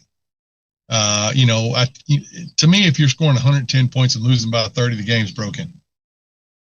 That's just my opinion. So I get that fans want points on the board and see these guys pull up from 2 steps inside the half court and dunk on each other, but there's just no, I don't know, there's no cohesiveness to the game. And I referee at basketball also, and I walk out here and I see these kids who have no business shooting 3-pointers, shoot 3-pointers. I'll tell them too, after they shoot it, that's out of your range. Yeah, that's way out of your range. You don't shoot nothing. They're like, come on, man, I got this. I'm like, dude, you're 0 for 6. No, go get a layup. Shoot or shoot. Yeah, no, they don't. Shooters out here build houses. So I don't. Do you have a you'll find a kid. Go ahead. No, I'm sorry. We're a little delayed. We're both Zooming. No, it's fine. Yeah, I see that. I see because I can see myself talking here and I watch myself down here. So I thought maybe you were just waiting to kill the kill button if I said something bad, but it doesn't fucking sound like it. No. My question was going to be: is there like one? Like I remember this was my greatest game ever. Like what was the Greg Ostertag? Greatest game I ever played was this game 6 against Houston. Not even close. And I had plenty of good games, over 770 games that were really, really good games. But that was the best game I ever played when we beat Houston to go to the finals. Dang. What was it? 16, 14, 5, and I didn't miss a shot from the field or the free throw line. You ever go back and watch that? 16. Nah, I think I sat down with my youngest daughter one day and pulled it up, kind of watched it. I said, "You know that guy right there? That one? No, not that one. Not that one. This one. You know him?" So, I've got a 13-year-old who doesn't give a shit about sports, but it's fine. But I showed it to her, and she's like, "That's you." I said, "Yes, it is." But I was 23 years old, so 30 years ago. Yeah, I mean, if you have actual ponies, it's not going to matter that you played sports. You've got what matters. If you've got kids, you've got animals. They don't care. Yeah. Well, this one's high maintenance. I've got older kids too. My son's be 33 in August. I've got a grandson and one on the way, and 2 older daughters, and my wife's got kids, and so we've got I've got 3.5, and she's got 2.5. So, my oldest is be 33. My youngest is 13. So I did the typical college athlete thing. I had a baby in college, and so I had one at 20, and I thought, you know what, let's do this again at 40. So who's that? It's Dan's dream also. It's like running for mayor. Let's have another one at 40. So look, Belichick has shown us we could still do it like 20 or so years from now. She's totally in it for love too. I know. I can see it. Yes. Loving relationship. Totally. Yeah, totally in for love. Yeah. Well, Trump did it. So. Some of his friends apparently did more than that. Maybe went a little bit, even kept going younger than that. But word on the street. Word on the street. Yeah. Well, it's great to talk to you, man. It seems like you're living life, creating a community down there, and it's fun to catch up. So I don't know, let's pick some football games sometime or something, and good luck. Call me. Yeah. If you want to talk about that shitty owner in Dallas, we can talk about his dumbass too. So, yeah. You talking basketball? Yeah, which one? Yeah, no, I'm talking about that. I'm talking about that circus freak over for the Cowboys. Well, this is our year, Greg. This is the year they got the draft. It's not. Our year will be the day he dies. No. I wanted to go get a billboard down by the stadium and say, "Jerry, thanks for 30 years of shitty football. Please fire the GM. XOXO the fans." It irks my soul that he won't get his ass out of the way. It just, the only you got me going now, man. The only thing constant about the Cowboys since their last Super Bowl is Dingleberry Jones, and and you hear him get on there, and I want to say, Jerry, nobody gives a shit about what you have to say. Sign the checks and get the fuck out of the way. But if he listens to this, great, good. No, he loves it. That's the thing. He loves people talking about him. Doesn't care. Did you ever see the interview with him and Dale Hansen? Oh yeah. Where he said, "Jerry, name another team that hire you as the GM," and he got up and walked out. I don't know. That's all you need to know. 13 times they've been to 13 times they've been in the playoffs since their last Super Bowl and won 4 games. So I don't know. But yeah, Well, thanks for that blindside shot at my football team there, Greg. It's been great catching up with you. Hey, well, it's as much my football team as it is yours. I was born with a star on my head. Let's stick it out. We're gonna be back. No. And listen, if you're in Mount Vernon, stop in. Right, Tag's hometown. It's a great spot. Please stop in. I'm there most of the time. How many drinks do you have in the car? I've seen you drink at least 2 different drinks. What are we doing here? I'm like that. One of them's just tea that it's a tea that I get from the store, and the other one's my wife got me a what do they call these refresher things from Starbucks. So, and the funny thing is, I don't drink alcohol, but I'll sell it to you. Yeah. Don't drink alcohol. Yep. Same. Interesting. I don't drink. You did fit in Utah, didn't you? Yeah, I don't drink at all. Yeah, I've got 5 kids. So hell yeah. But I'm not Catholic when in Rome. All right. I'm not Catholic or Mormon, so y'all have a good one. Hey, call me anytime. I'll bullshit with y'all. It sounds fun. Let's do it. We'll talk soon. There he goes. He is the mayor of Mount Vernon. It's Greg Ostertag. Now, Greg Ostertag, he would never do you wrong when it comes to taxation. He's a leader you can trust, but that's not the case with all of them. Ownwell is going to help you save on your property taxes. Dan, it's ownwell.com/thedumbzone. Dude, my email's been blowing up. Same. Mine's hot. Blowing up. Let's see. JR says, following up from last year, I just got my property assessment after Ownwell did its thing. This represents another $30,000 in my favor. They've reduced the property assessment more than $60,000 over the last 2 years. I would not have tried this without the Dumb Zone sponsorship. That's from JR.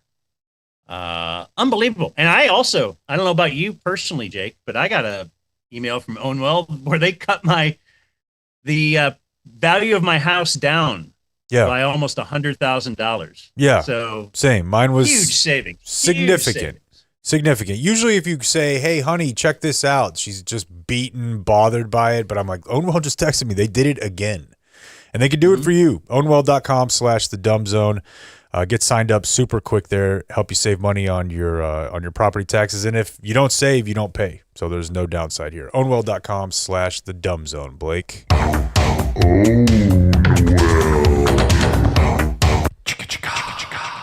All right. Well, yeah. Okay. The Dumb Zone. Well, whatever. You know. I got this email literally this morning from Anson, who wanted to shout out Travis and his team at Community Mechanical. So anyway, he had another HVAC company. And he said there was a part that needed fixed, but the labor would be $4,000. And turned off my heater and gas for safety reasons, and then said it'll be 2 weeks for them to replace it. Sweet. So he said he was already planning on calling CommMech. And then he says in parentheses, I've shortened community mechanical. Yes, anyway, he has. We'll let him own that one. For an alternate quote, but also to see if they might have a better response time. Now he says, everything I've heard about this company on your podcast is true. I called the office, left a voicemail, had a return call within 5 minutes. Explained the situation. The lady I spoke to gave me emails for both Drew and Travis, asked I explain it to them. I sent all the info, including photos of my equipment. I put in the subject line that I'm a Dumb Zone listener that needs help. They call me 9 minutes later. They gave a ballpark estimate over the phone. It was a quarter of the price the other company quoted me. They sent one of their technicians to the supply store a couple hours later to get the parts. They have the parts in hand. They were at my house 8:30 a.m. the next morning to complete the work. And really, he goes on, there's a lot longer thing where they also discovered like a gas leak that was in his, because his wife had smelled. Anyway, he says they're the real deal. They have a customer for life. You have my permission to use my name, all that kind of stuff. But we've gotten tons of these, though. Feels good. Yeah. Just to know that people are, they're saving people from the cold, from getting ripped off. And they're our boys. Yeah, I'm proud of it's communitydfw.com and the number that you can call or text, and they'll return your text 469-667-7290. Hi, Rick Renner for Flooring Direct. Back in my TV days, I used to think negative publicity was better than no publicity at all. That's not the case at Flooring Direct. We thrive on reviews. A 4.7 Google star rating, top of Home Advisor and Best Picks. I won 13 of these babies in TV, but there's nothing comparing to the Super Service Award on Angie's List for 2 decades running and still champion. Get your free estimate today. We've got the best prices at Flooring Direct. I just got rear-ended. Should I call the insurance company? It's always best to talk to us before dealing with the insurance company. Okay, but I don't think I can afford a lawyer. Don't worry. You don't pay us anything up front. No hidden fees, no surprises. Oh, thank you. I feel so overwhelmed right now. Before you call the insurance company, call Frankel first. Frankel and Frankel. Call 214 or 817 all threes. Let's get real. There's been a stigma around low testosterone and erectile dysfunction. At game day, we say any guy who walks in the door, comes in, and we shake his hand, come on in. There's no shame in your game. You know, we're going to treat you just like a brother. We're going to make you feel comfortable, and we're going to get you in and out of there as fast as you want. And if you think about it, half of guys are going to struggle with these issues, whether it's ED, low T, over 1 in 4 guys are going to struggle with low testosterone at some point. It's time to just make this stuff normal, right? And at game day, that's what we do. Rachel, by the way, is in studio here, and during the break, did the worst thing she could ever do, which was tell us how, you know what, I should have jumped in on that Trident spot you guys did before, because I just had him out. Like, what are you doing? That's not great. everybody's That's the best endorsement ever. Most That's why people y'all are are not, the professionals. Most people are not pros. Yeah, this is the first time I've ever talked into a mic. I know that's not true. So tell us about Trident real quick. Why did they come out to your place? So Jeremy came. So of course I listened to the Dumb Zone, and I sent him a text message and said, "Hey, I bought a house, and I would like y'all to come and try to fix. I think it's off the tracks. There's an issue." And they came out and actually quoted out a new door, and it was a lot less expensive than I thought it was going to be. I was like, "Oh, okay, that's incredible." I ended up with a really beautiful door, and it's insulated. So the custom garage that I'm putting in will actually be protected.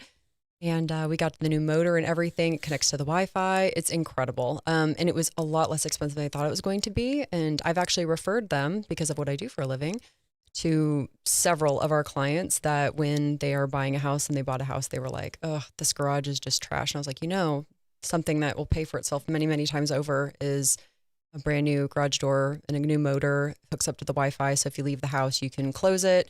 And I'm so glad that we did it. It's incredible. So that's my little piece there. So thank you, Trident. Y'all did an incredible job. In 1954, medical student Roger Bannister broke the 4-minute mile during a track meet in Oxford, England. Man, that's damn near Troy Aikman being hot. Like, I think because it makes sense if, like, I mean, listen, I probably shouldn't be able to say this because I'm not Akash, but if you're going to be like an Indian guy, be a doctor, that's fine. You don't get to be like the most in shape guy, like hunk in the world, and be a doctor. Yeah. That doesn't work for me. Although my Indian doctor is ripped and basically makes me think he's God. What was TC's claim? 6 minute. In what did he need? 2 months to train or something? Yeah. I mean, he might have said 6 months, but it wouldn't matter because it would take 5 years. And he claimed genetics? Yeah, and that he used to run. I mean, he did in junior high, right? I mean, right. TC used to be skinny. TC's not big by nature. Did you guys see the recent winner of the Boston Marathon? Like, I'm not kidding. I think it was the first ever sub 2 hour. Does that make sense? Yeah.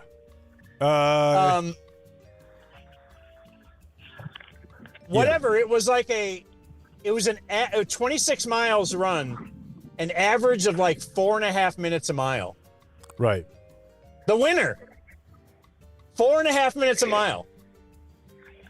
Why is no one else excited like I am? Like Which part? I mean, which part are we supposed to be blown away by? I know I have a marathon or half marathon time that's very shitty, so I know how good it can get. But I mean, yeah, if the record mile was 4. So you're saying that's good? It's incredible. Can you run a 10-minute mile, Blake? Yes, dude. Do I want to? A 10-minute mile? Yes. Dan, I think if you offered me a pill that I could run a mile in 4.5 minutes, I would say no, thank you. Like why? Like what? What's the utility of it? Shit you've ever said. How am I going to monetize? What is that going to do for me? Not everything's about I'm with you there. monetizing. But I'm Just the saying, I don't- experience of do you running think I'm that gonna fast. come in here, dude? Monetize. 4.5 minute mile Blake today. here for Run Plus. Look at my score. Look at my fitness. I Just crushed it this experience morning. it. Just Who get out there and gives run. a shit how fast you run a mile? And you could go experience Isn't running. that one of the superheroes on The Boys? He can run a 4-minute mile. Who call him the mile? They cares? absolutely do. Marathon They times don't absolutely mean Yeah, anything. But In the fact, superhero on The Boys took an Uber to the front of the line like Brie TSC and posted it on their Instagram and lost their account with Hims, their influencer account. In fact, the person who's running the 8-minute mile is burning more calories. They're running longer. That's possibly true, but at a mile, I'm actually going to say that's not. A 4-minute mile, you're almost sprinting. So I'm with Blake. Dan's got the biggest grin on his face right now in that car. It's just, how do I make money off this? Well, I guess it's not money. I'm just. You're doing it to tell people how fast you can run a mile. because it'd be fun. And then How is it and fun? then you could be like, dude, I could go run. Because if you could run a mile in 4.5 minutes, you could run a lot more places. I don't want to run places. I don't want to run to begin with.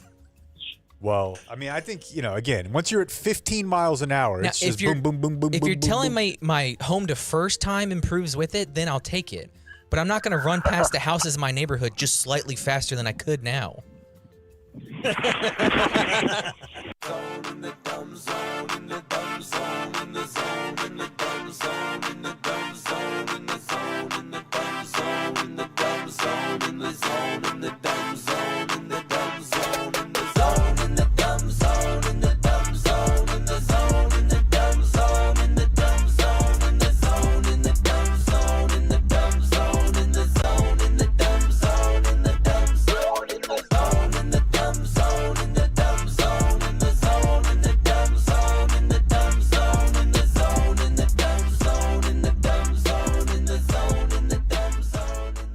The Dumb Zone. Hey, Greg, gotta ask. I don't know if you've paid attention to what happened in the Oklahoma game yesterday, but they planted your jersey midfield and stuck a flag through that. Yeah. What's up with you catching some strays there? That's just a kid from Austin, Texas that went to Oklahoma and won his last 2 Red River games and being rent-free in their heads for almost a decade now. So, yeah, that's a good feeling.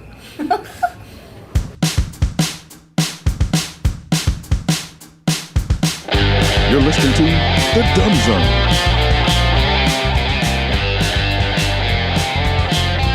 Thanks so much to Prophets and Outlaws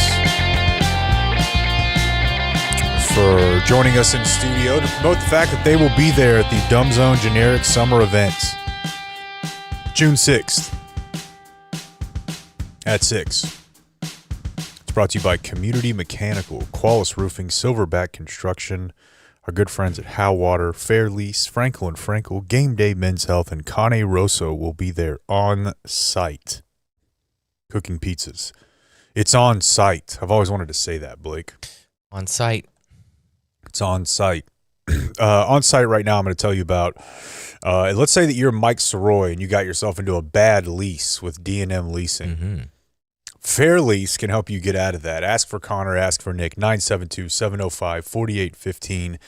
Think of them as the dumb zone of leasing. They've cut out the middleman. They'll work with you a little bit.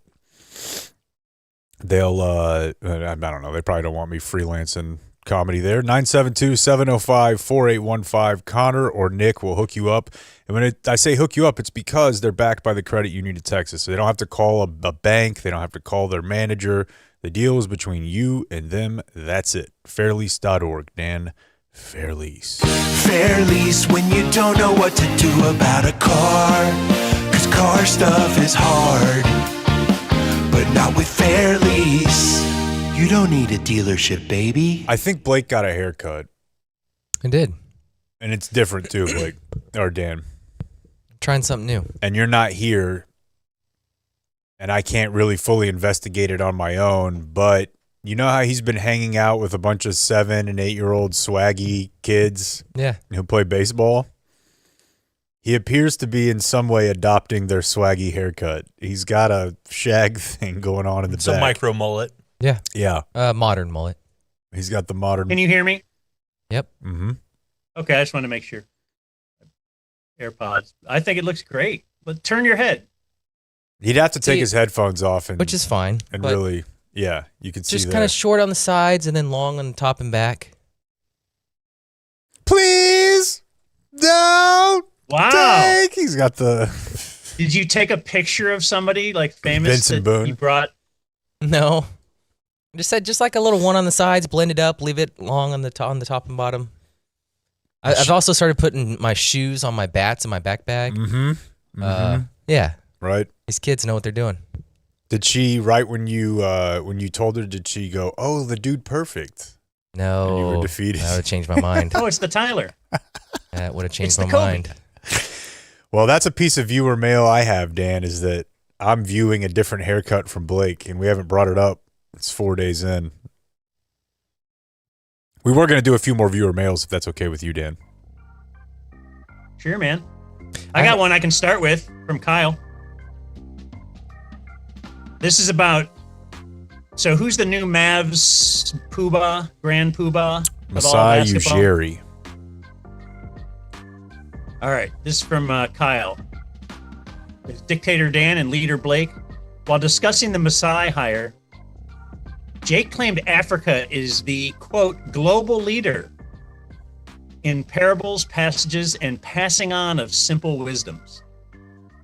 Then he gave the example of Hakuna Matata and nothing else. A phrase no one outside of Africa knows for any reason other than a 30-year-old Disney movie. I request literally one other parable, passage, or simple wisdom we can garner from the global leader in said fields.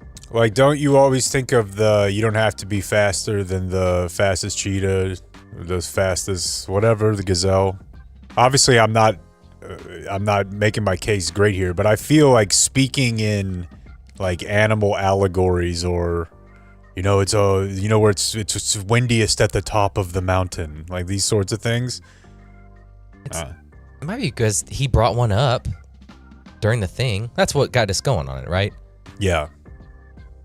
Masai did. Yeah, and he just said he's going to bring the spirit of the winning spirit of Africa to the Mavs. Well, I've got a first down of the day. This is from our man downtown, who said, let's see, going on a flight, had a couple layovers. On all 4 flights, there were people bringing way too big of bags to be checked. And so he thinks this is a ploy to not pay for bags. You bring a bag through the TSA that you know is going to be way too big to fit in the overhead. Get to the overhead, say, this is not going to fit. You're going to have to put it under. You get to fly your bags for free. This is Dan's mom's bit. Yeah. My mom does this every time. And then she will take it even to, she'll wait even after her group is called. Like she'll go on last. Because then, even if the ruse isn't like, if they're like, oh, this could fit above. Oh, actually, we're full now. We're going to have to throw it under the plane. And she's like, oh, really? Okay. Do you have to fake it? I think you should have to fake it. I got a Mavs one too. People were just mad after that press conference. This is from Mason. The Dumonts and Masai still fail to realize that the fans that are still fans aren't crying anymore. I've been crying since February 2025 because I've totally removed the Mavericks, who used to be my favorite professional team, from my life. They don't understand that apathy is worse than anger. If they had 1 million diehard MFFLs pre-trade, I guess that there are 500,000 remaining, and they aren't crying anymore. The other 500,000 have moved on to a different team, root for Luka, or don't care about the MNBA at all anymore. Fuck these idiots.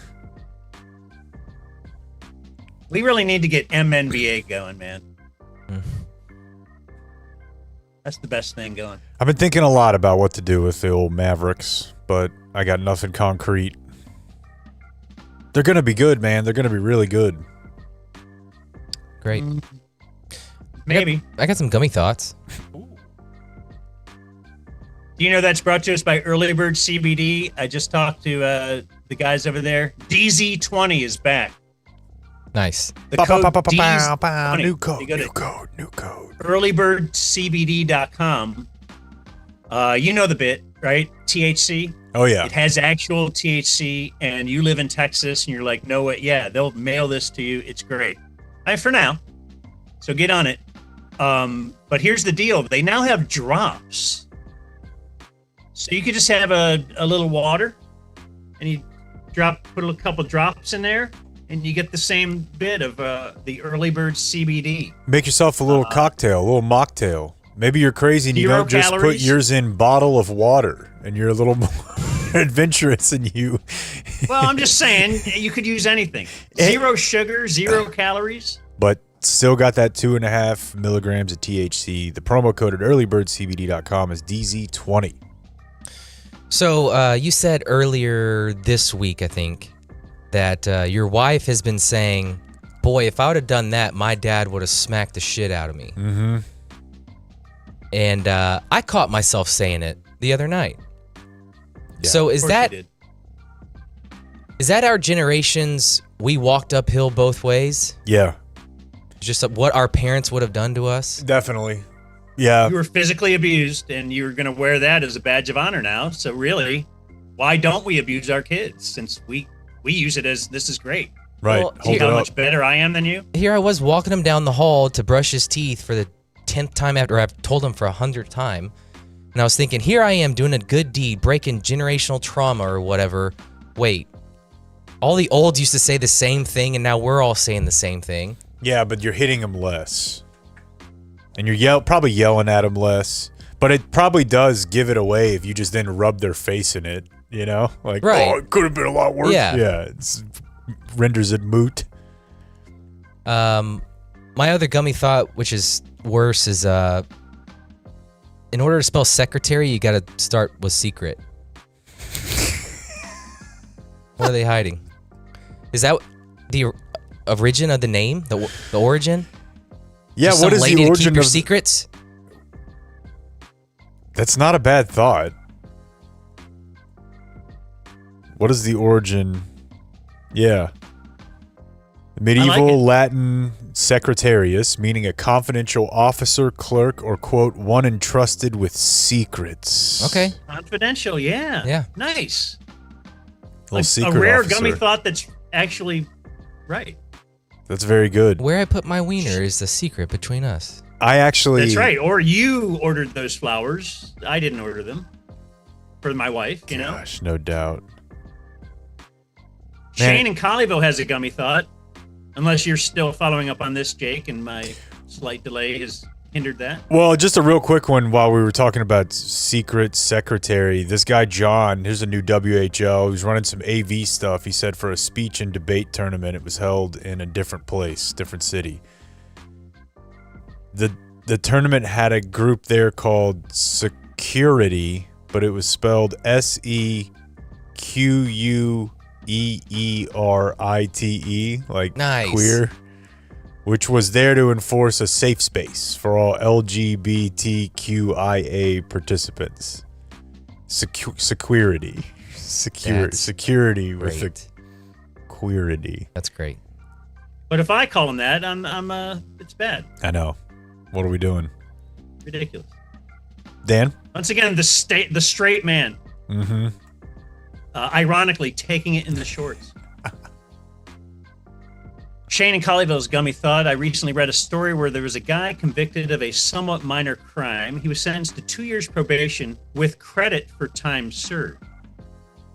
She actually had some time served. Mm-hmm. This got me thinking, I don't have much going on in life right now. Why can't I head over to the prison from time to time, knock out a handful of days served here and there? That way, if something does go horribly wrong for me in the future, which it inevitably will, I've already got at least a few months in the can or in the bank. I like that. That's Shane. I think that's fantastic. I think it's kind of like Danny trying to get a liver ahead of time to just put on ice. That's maybe you could go bank it. Maybe you could sell it. You'll go do a little time ahead of time for somebody and sell it like carbon credits or. Yeah, what am I doing? I'm not doing anything. Dude, and I'll tell you what, too. I don't remember what we ended up deciding to call him. Alex Murdoch? Mm-hmm. Between Murdaugh. He's in the news. I don't think we're going to, it's a conviction overturned on appeal. He'll be convicted again. But the upshot of what I'm telling you is he looks great. Really looks like he's trimmed up, cleaned up his diet. He looks the healthiest he's ever looked. So maybe you go in and get a little time served whenever you want to do like a juice cleanse or something, and you or get ripped a little for a week, and then your whole 90 in prison. Right. Do that, and then come out fit. I got to tell you, speaking of that, so I'm thinking maybe, he's getting 3 good meals a day. He's getting to bed at a certain, right? On time. Routine. Like he's forced, but yeah, he's in a thing. So my wife, I was talking to her the other day. I've been on this road trip now for 8 days. And, I'm telling her how terrible it is and how I miss her and I wish I was there and everything. Because you're supposed to say that stuff. Uh-huh. Yeah. And she's like, oh, yeah, the dogs really miss you and blah, blah, blah. And I kind of was thinking about it. And I said it as a joke, but then I was thinking of it. I go, yeah, it's terrible being without them, too. I can just sleep 8 straight hours and there's no noise in the hotel room and nobody's grabbing the covers or anything. And she's like, oh, that's mean to say and blah, blah, blah. I'm like, I'm just kidding. But then as I woke up this morning, exactly 8 hours from when I fell asleep, and it was I don't know, man. Yeah. Pretty glorious. Yeah, I glorious. don't know why people burden themselves. I've told you, my dad is beholden to those 2 dogs. It's like, dude, once the kids are gone. Well, it's not just the dogs. She's not really quiet at night. You know what I mean? Nobody's. That's true. I mean, yeah. Having your own bedroom is something, man. I guess I haven't had my own bedroom in how long, Damn, sounds great though. But I'm Murdoch. I'm Murdoch. I'm the same, I'm out on probation now, but I'll be back. I'll be back. Yeah. I have a sports gummy thought. Okay. Might just be common knowledge to you. But this whole AI thing, they're trying to get to know you, right? It's a new form of data. Mm-hmm. The more you talk to it, the more it learns you and your behaviors. Is the NFL hiring AI quants to get a better hold of how coordinators call games? Yeah, well, I'm way out of my depths here, but they have machine learning, right? So they'll feed, there's a thing every year they do called the Big Data Bowl. Yeah. All right. A lot of pussy. Just everywhere. And they have teams, they've been doing this for 10 years. They have teams that will submit these projects and they get all of the access to the NFL's tracking data. So they have all the models, every play has all of, there's 22 trackers out there, more because of the ball. And so they've modeled every play with those little dots. They can eventually create a mind, And so, yes, they definitely do that. At the end of the day, though, the human is still relatively unpredictable. It's a small sample size. What are you calling in a game? 65 plays. At some point, I don't know how much the edge is really that much of an edge. But what I do think they use it for is compiling huge amounts of data without having to go through. Because dude, when my brother was just out of college, And he would come over to my house on Saturday and have to do this. He would have to hand chart like 4 college games. So every snap he would have to write down, and I would help him because it's not hard if you know what you're looking for. It was not that detailed a data, but every single snap you'd have to write down, the number of defensive backs, the number of defensive tackles, the alignment, the number of receivers, run, pass, fake, boot, whatever. There was like a list of 30 things on every play. Yeah. They don't have to do that anymore at all. So, yeah. I'm ambivalent about how to deal. The AI thing, to make it work really well, it really does have to get to know you, which is the tricky part about it. Because I talk to it like an assistant. Yeah. But you talk out loud? No. But I'll ask it questions like, oh, if somebody were to ask you this person were to ask this question in an interview, like how would whatever. It's creepy, dude. It's really creepy. But are you like polite to it and stuff? Do you speak, or do you just give it commands? I am. No, I talk to it like shoddy. I'm like, I bet, bro. Like, I just wanted to think I'm cool. All right. Just help me out a lot. Let's call that viewer mail for today, and let's move on to tell you about our good friends at Warby Parker, Dan. You're a Warby Parker guy now. You got your Warby Parkers on the road, I would imagine. That's a big part of my road trip for sure. Making sure I got glasses on glasses. Yeah. I got 2 or 3 pairs of Warby Parker because I think I've been a customer basically since they started, because I used to pay a lot of money for glasses that I felt like made me look cool. And then Warby Parker came along and offered much, much more affordable versions of those same looks and styles. WarbyParker.com/dumbzone. Get you 15% off plus free shipping on 2 or more pairs of the prescription glasses. I got a pair of prescription sunglasses and the regular ones. So yeah, they're a great deal. They look great. Huge fan. So check them out. WarbyParker.com/dumbzone. WarbyParker.com/dumbzone brings you the news. Here's Jake with the Dumb Zone News. So there's a lion and a gazelle. And anyways. A witch in a wardrobe. A woman's body was found in a freezer over the weekend in Dallas. So this is a vacant home in the Cedar Crest neighborhood. And I guess if you're the type who is unhoused and might stay in a vacant home, while you're there, check the fridge, right? Like, you're already in the home. You might as well see if they left any Capri Suns or anything. Any Hungry Mans? That's who found it. Correct. Yeah, so as they were looking for Nighthawk. Committing a crime. I know. It's like committing a crime. Yeah. The Cops episode where the guy calls and he's like, yeah, they stole my weed. Yeah, would you tell him that? Well, this good unhoused Samaritan did.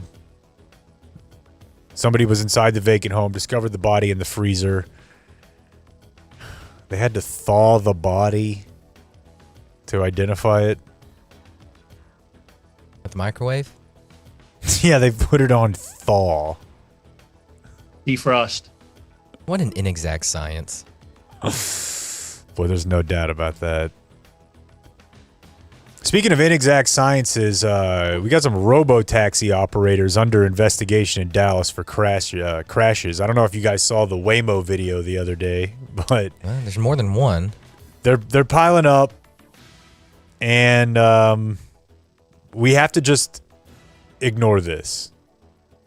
That's what my positioning statement is going to be, and I guess what I could do is just not do the story. But they are being investigated by the city now, and possibly, could be shut down. But you just have to break a few eggs, right? Like, our disposition just needs to be compare it to human crashes. Yeah. I saw a limo the other day. Driverless limo? No. Oh. But this is why we don't see limos anymore, right? Rather than pay for a limo to take you and pick you up, you just Uber. Or now Waymo. I miss the limo, is what I'm trying to say. Yeah, I bet you there's still a lot of people rocking the private driver. Yeah, but they're in an Escalade or something. Yeah. Give me the longest car you have. You ever been in a limo? Yeah. Bachelor party night. Yeah. It was fun. I think I've done it two or three times. It was always a prom thing. Yeah, we didn't do it then, but I took a Hummer limo. Strong. When I think it was my buddy's, maybe it was his 15th, 16th birthday. We took it to Taco Bell, and then we took it to Amon G. Carter to watch LaDainian Tomlinson rush for like 330 yards. Nice. And then we went home. Not a lot of limo. Blake, what was your experience. bachelor party? You said bachelor party, you did a limo? What did you do? We started the night at Bob's, of course, and then just went to downtown, Deep Ellum area. Got some trouble. Got some trouble. Bar hopping, typical stuff. I was the drink of the night, because I know you were about to ask. We were putting vodka in Mountain Dew Baja Blast. Yeah, been there. So a couple buddies throwing up green. It was good. Good night. Dude, I remember us drinking something the night of my 21st birthday that was called like a cement mixer. Ugh. I think it had like Kahlua in it, and it was supposed to. It was so disgusting. So disgusting. Southwest Airlines in the news today. They've been in the news quite a bit recently with the repeal of bags fly free, of being able to pick your own seat. Well, now. Yeah, what now? Another freedom that they have taken away from you is your ability to bring your human or animal-like robots in the cabin on Southwest flights. And as David Cross would say about laws regarding the age at which you can have sex with a person, they had to have this because somebody messed it up. They've been having a number of situations where people have caused delays by bringing their effing robot on the flight. I guess I haven't seen this. People are walking around with robots? Yeah, there's a company called Bebop that rents them out. It's a little robot that like serves you drinks and dances and stuff. And everyone thinks that they're going to get on here and be like the kid at school who showed up with new shoes that he thought everyone would love. And everyone's like, those shoes suck dick. That's exactly what it's like here. Look, I'm going to bring my robot on this plane. And you got on there and everyone thought, that sucks. Yeah. We don't want it. Those moon boots aren't cool. I think also the concern, because they're trying to BS you and tell you that your cell phone is somehow going to could morph into Muhammad Atta and bring the plane down. So, yeah, the robot's got electronics in it that are well beyond the cell phone battery. So, shout out to robots. Still bring your real doll? I feel like we had a moment, for the real doll, and it just sort of went away. Yeah. What happened to that? And all the VR in general, we're yeah. gonna be into, yeah. Yeah. Bravo is launching a new reality show. Real Housewives of what? Well, it's not quite Montana, but I do think Prophets and Outlaws and Quaker City could find themselves as backing for this new Real Housewives series. Secrets, Lies, Texas Wives. And it is about the Hill Country. It's centered on a tight-knit circle of glamorous women as they raise families, run ranches and farms, and manage sparkling social calendars in a town rooted in rodeos and traditions. None of that's true. They're in Bernie. That's where I look for my rodeos and traditions. My culture is not your costume. But, Dan, they do say in this story that there are new state laws in Texas and more coming to like expand and broaden the TV and film industry. And as much as he's just adult dude perfect, they say that Taylor Sheridan has a lot to do with this. Like, he's got people in charge, and he's got friends in high places, and he's making a zillion TV shows, and they're scratching his back. How do they pick these people? Which people? To be on the show? Yeah. Yeah, that's a good question. I mean, I would imagine it's just sort of the charity circuit. You know, this rich person knows that one, knows this one, knows that one, knows this one, and then it's going to be bad. They're all bad. With the over whateverification of America, like I think I've lived through 3 of them now: Beards, Bacon, and Taylor Sheridan. The 3 Bs.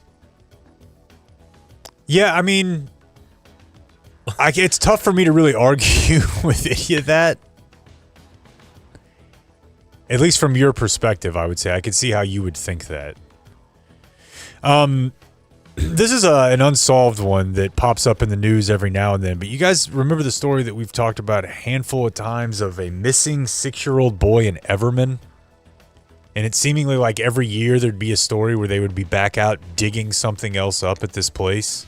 Oh, he was buried under the concrete slab or something? They believe so. Yeah, he's been missing since 2022. And if you remember, this was a real unique international flavor story. Okay? Because the mom, the woman in question here who is accused, her first name is Noelle. Oh. Or no, excuse me, that's his name. Oops. My bad. My bad. What's her Noelle's name? mother is Cindy. Her last name is Rodriguez Singh. She's a 2 hemisphere star. I'm interested. Yeah. So she's she's from here, but she married someone from somewhere else, and they believe that they skedaddled. India, I believe. That's where she was indicted.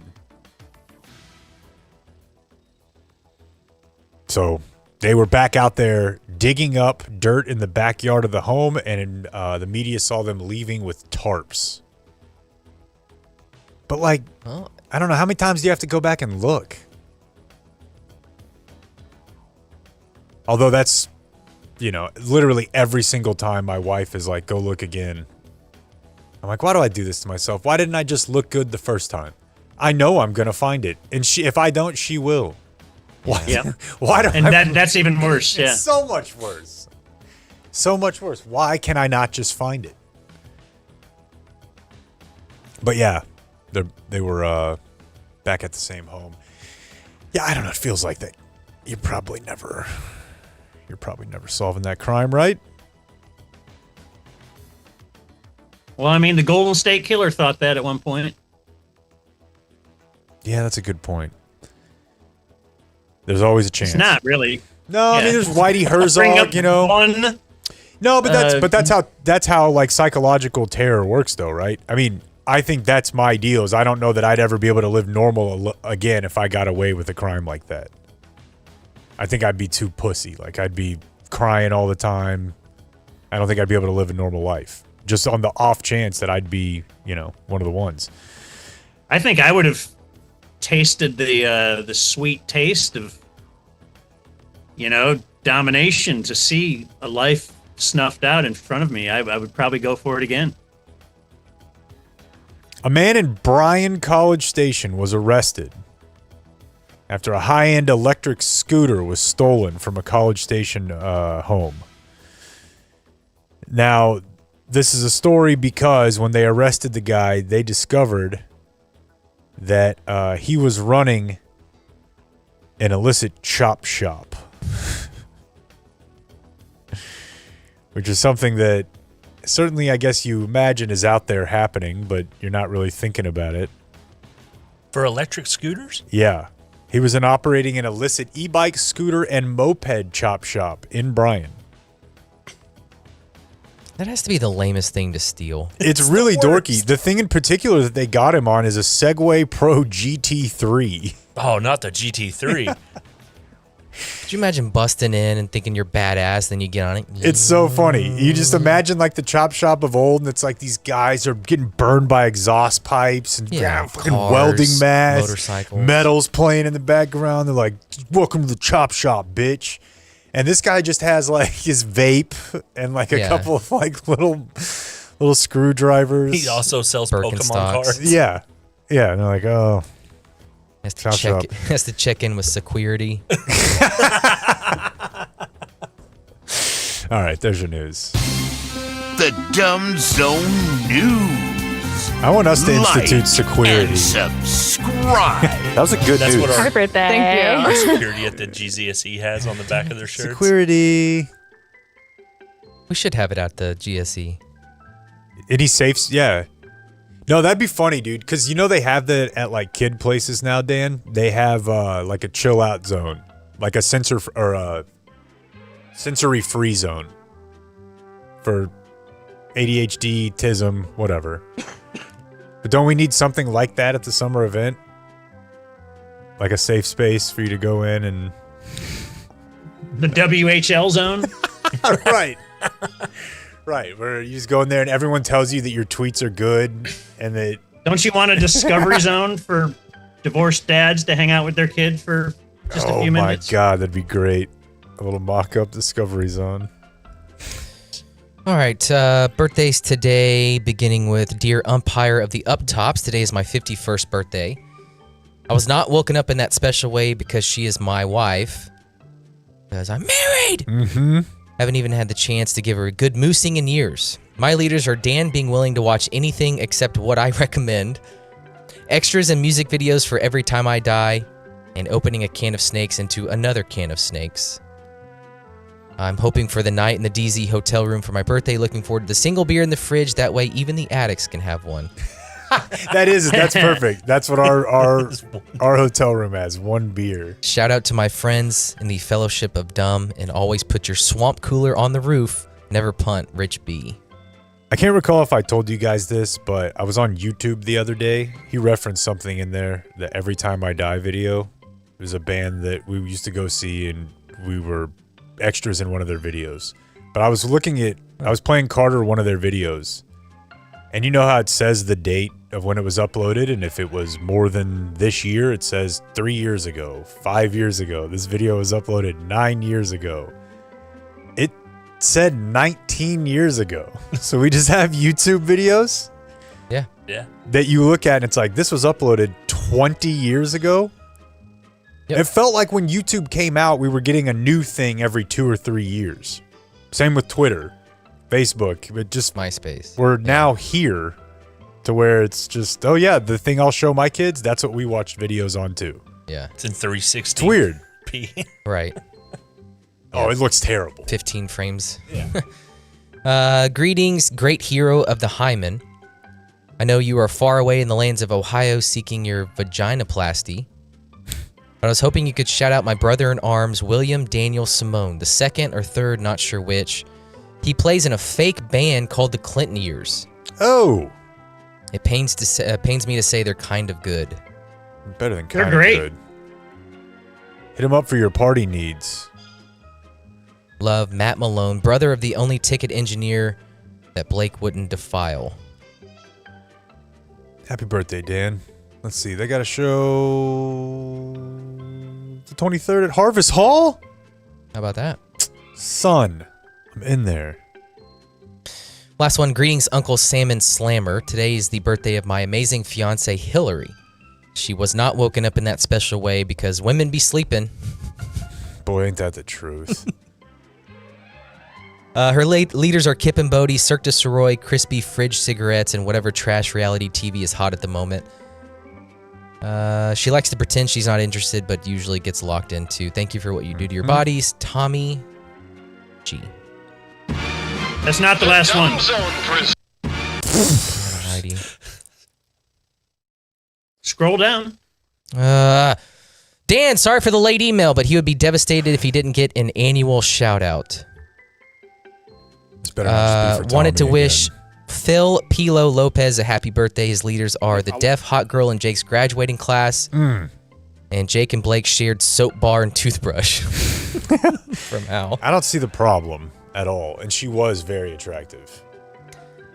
And then, Mr. Dan, I'm a little late, so I hope this gets picked up. Business Wednesday was the birthday of the great Hunter Cannon.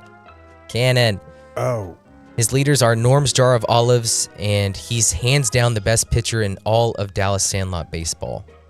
Thoughts and prayers, hugs and smiles, Travis Taylor.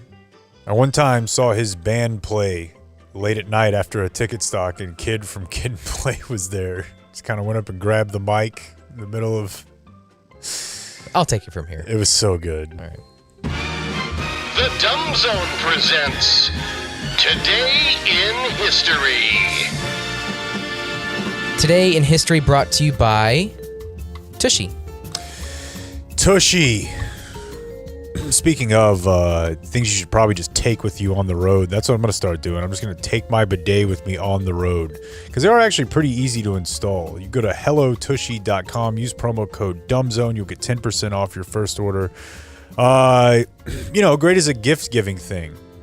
Now, they may say, does this mean you think I have a dirty ass? And you would just say, no, it's because I care about you and I want you to be healthy.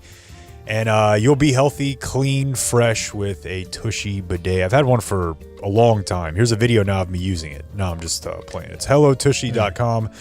Promo code DUMBZONE. Get you 10% off your first bidet order. hellotushy.com. Today is Thursday, May 14th, the 134th day of 2026.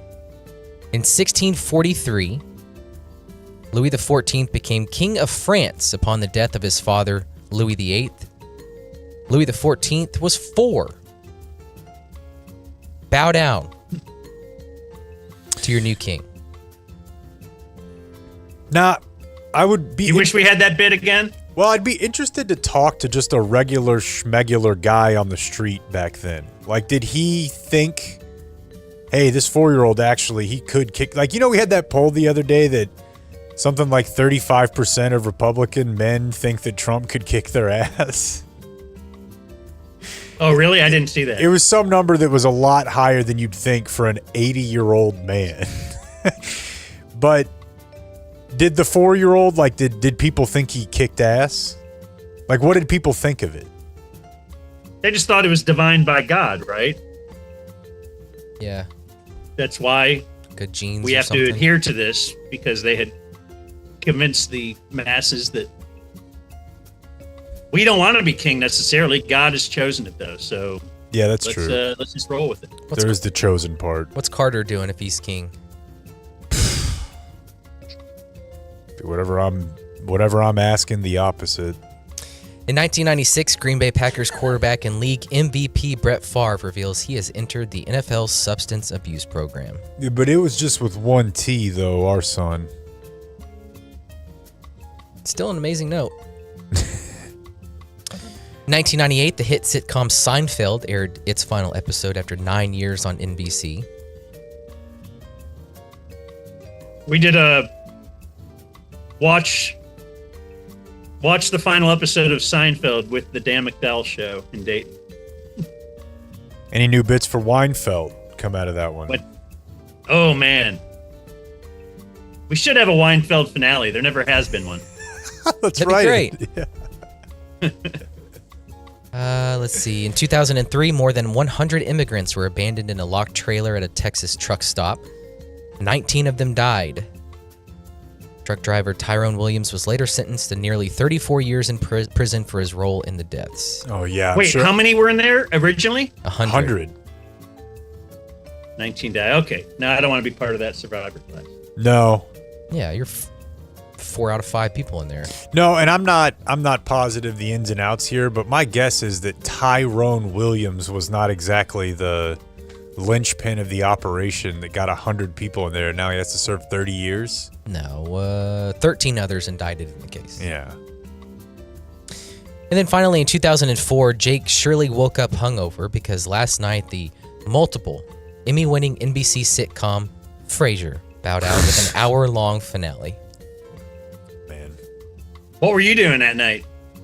Were you hosting a contest? Watch the Frasier finale with Jake? Emergency podcast. Well, after the letter I wrote before that season started, they had actually flown me out to kind of consult on the final season. So it was all I could do not to tell everybody about what they did with Niles at the ending. When they had him join ISIS. Birthdays today, current Dallas star Wyatt Johnston is 23. That guy rules. I think he's your next El Capitan, right? Former Cowboy Jeff Heath is 35. Extra point. Almost killed a guy on punt coverage. Yeah. His uncle used to tweet at Bob. Be like, hey, that wasn't Jeff's assignment on that play. Rob Gronkowski's Jeff 37. Heath? Yeah, swear to God.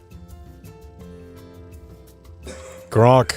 Hurt his hamstring playing flag football. Very common to see him and his family, or Chris and their family at the youth sporting events these days. Is he deflated? Like, was he doing roids and like now he's normal, kind of skinny guy? He looks pretty big still. Yeah, he never got big enough to where, I think he's just big. He's on some stuff, but. Frank Gore is 43. He finished with exactly 16,000 yards rushing. That's very cool. Is his son still employed? Don't know. Al? He's on the Bills. Frank Gore Jr. Clay Matthews is 40. Mike Quick is 67. He's the Eagles color commentator. Yeah. He has what I can really only describe to you, Dan, and I don't know that I could support this with enough evidence, but he's got what I call black guy with a mustache voice. That means you can trust him. Yeah, when you hear Mike Quick, I don't know if it's that you can hear the mustache, but somehow there is a voice, and he's got it. That booth is great. Today's War Games winner, Dennis Martinez, is 72. War of 48.7. Dan, Susie Colbert, 62. Wow, Dale. That's older than I would have thought. What's your note on her? Well, certainly what's his name? Namath. Joe Namath, famous interaction where he wanted to kiss her and he was wasted. Mm-hmm. Which is, I feel him, right? Yeah. You get wasted, you're ready to kiss thing. And then the other one is I got real up close with her at one Super Bowl, and she has tennis ball face, little fuzzy, just the little tennis ball fuzz all over her face. I'm not against it. No. I love tennis balls. Tim Roth is 65 from Reservoir Dogs. Reservoir Dogs. Kate Blanchett's 57. Amber Tamblyn is 43, married to David Cross. Amber Tamblyn. Is she in... She's some Eastbound? kind of an actress, Oh, no. right? Mark Zuckerberg is 42. Oh, yeah. So Wow, we're that's just gonna pretty be young. Smoking these meats. Smoking these meats. Didn't he just build the most expensive house on planet Earth? He has a Did statue he? of his wife in his front yard. Yeah, because that one doesn't talk. I hope someone is super nice to him. Or he cheated on her. Yeah. Here's that video that I... I'm making meats now. Smoking meats. Sorry. Let's see. Were we talking about this the other day? Where you're almost not allowed to think Sabrina Carpenter's attractive because you saw her as a Mickey Mouse kid. Here's one from my generation. Miranda Cosgrove is 33. Miranda Cosgrove. She was on iCarly. Oh, yeah. This person is forever 13 to me. Yeah. I've seen this person as an adult, and they still look like a child to me. These meats here are a little meat smoking. It's smoking. So I'm the meat chef. Yeah, someone asked me, do I smoke meat? Smoking meat. Smoking these meats. I'm sorry. I hate that guy so much. What was he? Who's that? Was he trying to show off? Mark Zuckerberg during COVID. He's just like sitting there with a smoker. Yeah, I'm smoking these meats. Yeah, I smoke meats. Yeah, I'm smoking meats. Because you're a normal person, right? Just a normal old guy. George Lucas is 82. Brunig. Brunig's been battling people online about the value of intellectual property. It's fun to watch. God, he stays busy. Let's see, Robert Zemeckis is 75, director of Forrest Gump. Blake. Thank you. And he wrapped up his career on Blues Clues or whatever else heady work had prepared him for Forrest Gump. Put his feet up after that. Can't get much better than that. Born on this day, now dead. Let's go Bobby Darin. Don't worry. Roy Halladay. I think you have the wrong person there, but go ahead. Bobby Darin. Roy Halladay. Are you thinking? Bobby McFerrin, yes. Roy Halladay, was he the little plane? Yeah. Oh, man. See, like Painkillers, too? Was he on something? He's on a lot. A lot of stuff. He did not sign with the Texas Rangers because he didn't want to pitch in the heat. But now we don't have heat, and we still suck. Now we can't hit. Clayton Big Van Vader's born on this day, now dead. Hell yeah. And Tony Saragusa died on this day in 2022. Man, he was great on the broadcast. Was he a good player? I don't even remember. Yeah, but it was like, you know how it is? It's just like with the Bears. Or, I don't know, maybe Greatest Show on Turf a little bit. But anytime you get a unit that everybody's like goo-goo guy, they're 7 deep on that unit, they become famous. Yeah. So the Ravens defense just had a bunch of guys that everybody knew their name. And he was one of them. I feel like Moose Johnston hated him on the broadcast, though. I think it was not hard to read it that way. Yeah. But it was a weird bit, though, right? It's the same thing as Booger. Like, okay, we're going to get a third guy, and he's also a former player, but also he's not up here with you. So kind of figure it out. Like, okay, well, is he below me? Like, does he talk before me? What if I want to be on the field? It's a weird setup. That's why they just have to make it a woman. That might be half the reason they do it, is so that the color guy doesn't feel threatened that somebody else wants to talk ball. Interesting. Because they'd put Goose down there, and he would just be... Do you remember it? He was awesome. Yeah. I was saying Blake. Yeah, he was doing bits on bits. Yeah, he was great. Now they got Tom Rinaldi on one side, EA on the other. Tom Rinaldi has a bigger vagina than she does. At least he earned his way up. She is so much better on television than Tom Rinaldi. There's no way that you can hate women that much. That you think that Tom Rinaldi is better on TV. I just don't like the person who was born on third base and said they hit a triple. Yeah, you peep-holed your way up. No pun Congratulations. Now you get to bitch inside your $9 million house. How'd you marry that hockey player? Well, she sucks. Dead on this day, still dead, Keith Rell from the Yardbirds, electrocuted while playing an improperly earthed electric guitar. Damn, dude. It's kind of wild. I think that's great because that proves that you have to do it. Right. You know, because you would usually, do I got to do this? Is stupid. Grounding? What is that? I'm not doing that. I'll just stand on this could rug. Kill you. That's crazy. I don't really know what any of it means. No. Lyle Alzado.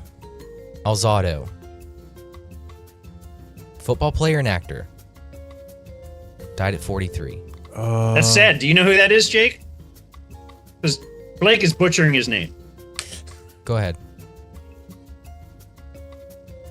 Do you know who it is, Jake, or no? I'm looking to see. I recognize the face, but I don't. I'm trying to think of why I would know him.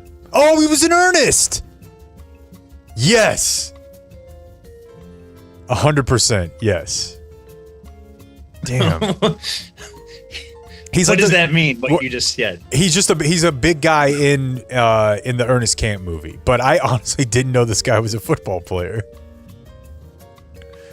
Wow. He was traded to the Browns late in his career. Lyle Alzado.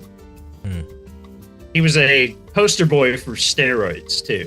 Oh. Because he died like very soon after he retired, I think. My apologies to Lyle Alzado. That's okay, man. Frank Sinatra died on this day, as did Tim Conway.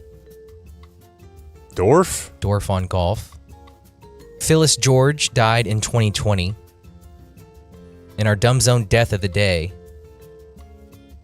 died at the age of 7. Grumpy Cat. And that was Today in History. You know, was that YouTube? Was that like a YouTube thing or a? Yeah, it had to be, right? Just a meme. I can't remember how Grumpy Cat. I think there's a movie that Aubrey Plaza might voice that I had to watch. That's so fitting. It sucked, dude. I say it sucked. You didn't have to tell me that. It was. I knew. There were some parts I laughed, but it sucked in that, it's making Grumpy seem cool, and I'm like, I don't know, she's not ready for this. She's having a easy enough time being grumpy, Do we have Garfield to blame for that? God, I don't know, but I wish we could redo it, man. Grumpy Cat's worst Christmas ever. Yeah. A holiday classic. That's what it is. I wish we could do away with all being sad is cool music or culture. Or the don't talk to me before I've had my coffee. Yeah. I hate it all. Like the fact that we've just kitchified, like being in a bad mood and like kind of being bitchy. Like, it's like, no, what if you just acted nice? We've been going through like old bad bits during COVID. That was the first one, I think, I've been practicing social distancing for years. Oh! All right. We'll see you tomorrow. All right, bye. Adios, mofo. We gotta go before this becomes a zoo. See you guys for drinks later. Thank you for watching my video. Subscribe and type for my name if you want to watch more of my video.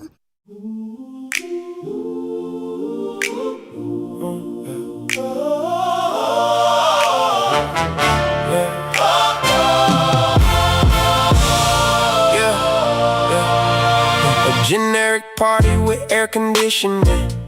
At the Dumb Zone, generic summer event. Live music, beer, food, and no weather bitching. At the Dumb Zone, generic summer event. Thanks to the work community mechanical. At the Dumb Zone, generic summer event. Plants are gay, so it's at a beer garden, not botanical. At the Dumb Zone, generic summer event. Hosted on June 6th at 6 p.m. on Saturday. At the Dumb Zone, generic summer event. Very ticket-friendly address, 1311 South Irvay. At the Dumb Zone, generic summer Free piss event. Bottles to the first 69 attendees signed by Jake. At the Dumb Zone, generic summer Filled up event. With his own piss, courtesy of Blake. At the Dumb Zone, generic summer Free peptide erection shots by Game Day Men's Health. Generic summer live bands, comedians, and other performers who are only on the show to help. At the Dumb Zone, generic summer event. Connect, also pizza, hot water, fair leases, and puddle of mud pools. At the Dumb Zone, generic summer We're excited to see the Dizzy Chat group. They effing rule. The Dumb Zone, generic summer event. We'll have the sea cow, Ted, enriching the milk sheds throughout the day. At the Dumb Zone, generic summer Dan, Jake, Blake, TC, and the great foodie CK. At the Dumb Zone, generic summer Maybe Lone Star beer and a bunch of local IPAs. At the Dumb Zone, generic summer If you don't drink, eat a gummy, smoke 'em. If you got 'em, show up. Blaze at the Dumb Zone, generic. So come on out to party and pay homage to our gas leader. The Dumb Zone, generic summer at Four Corners Brewing, located in the Cedar. At the Dumb Zone, generic summer event.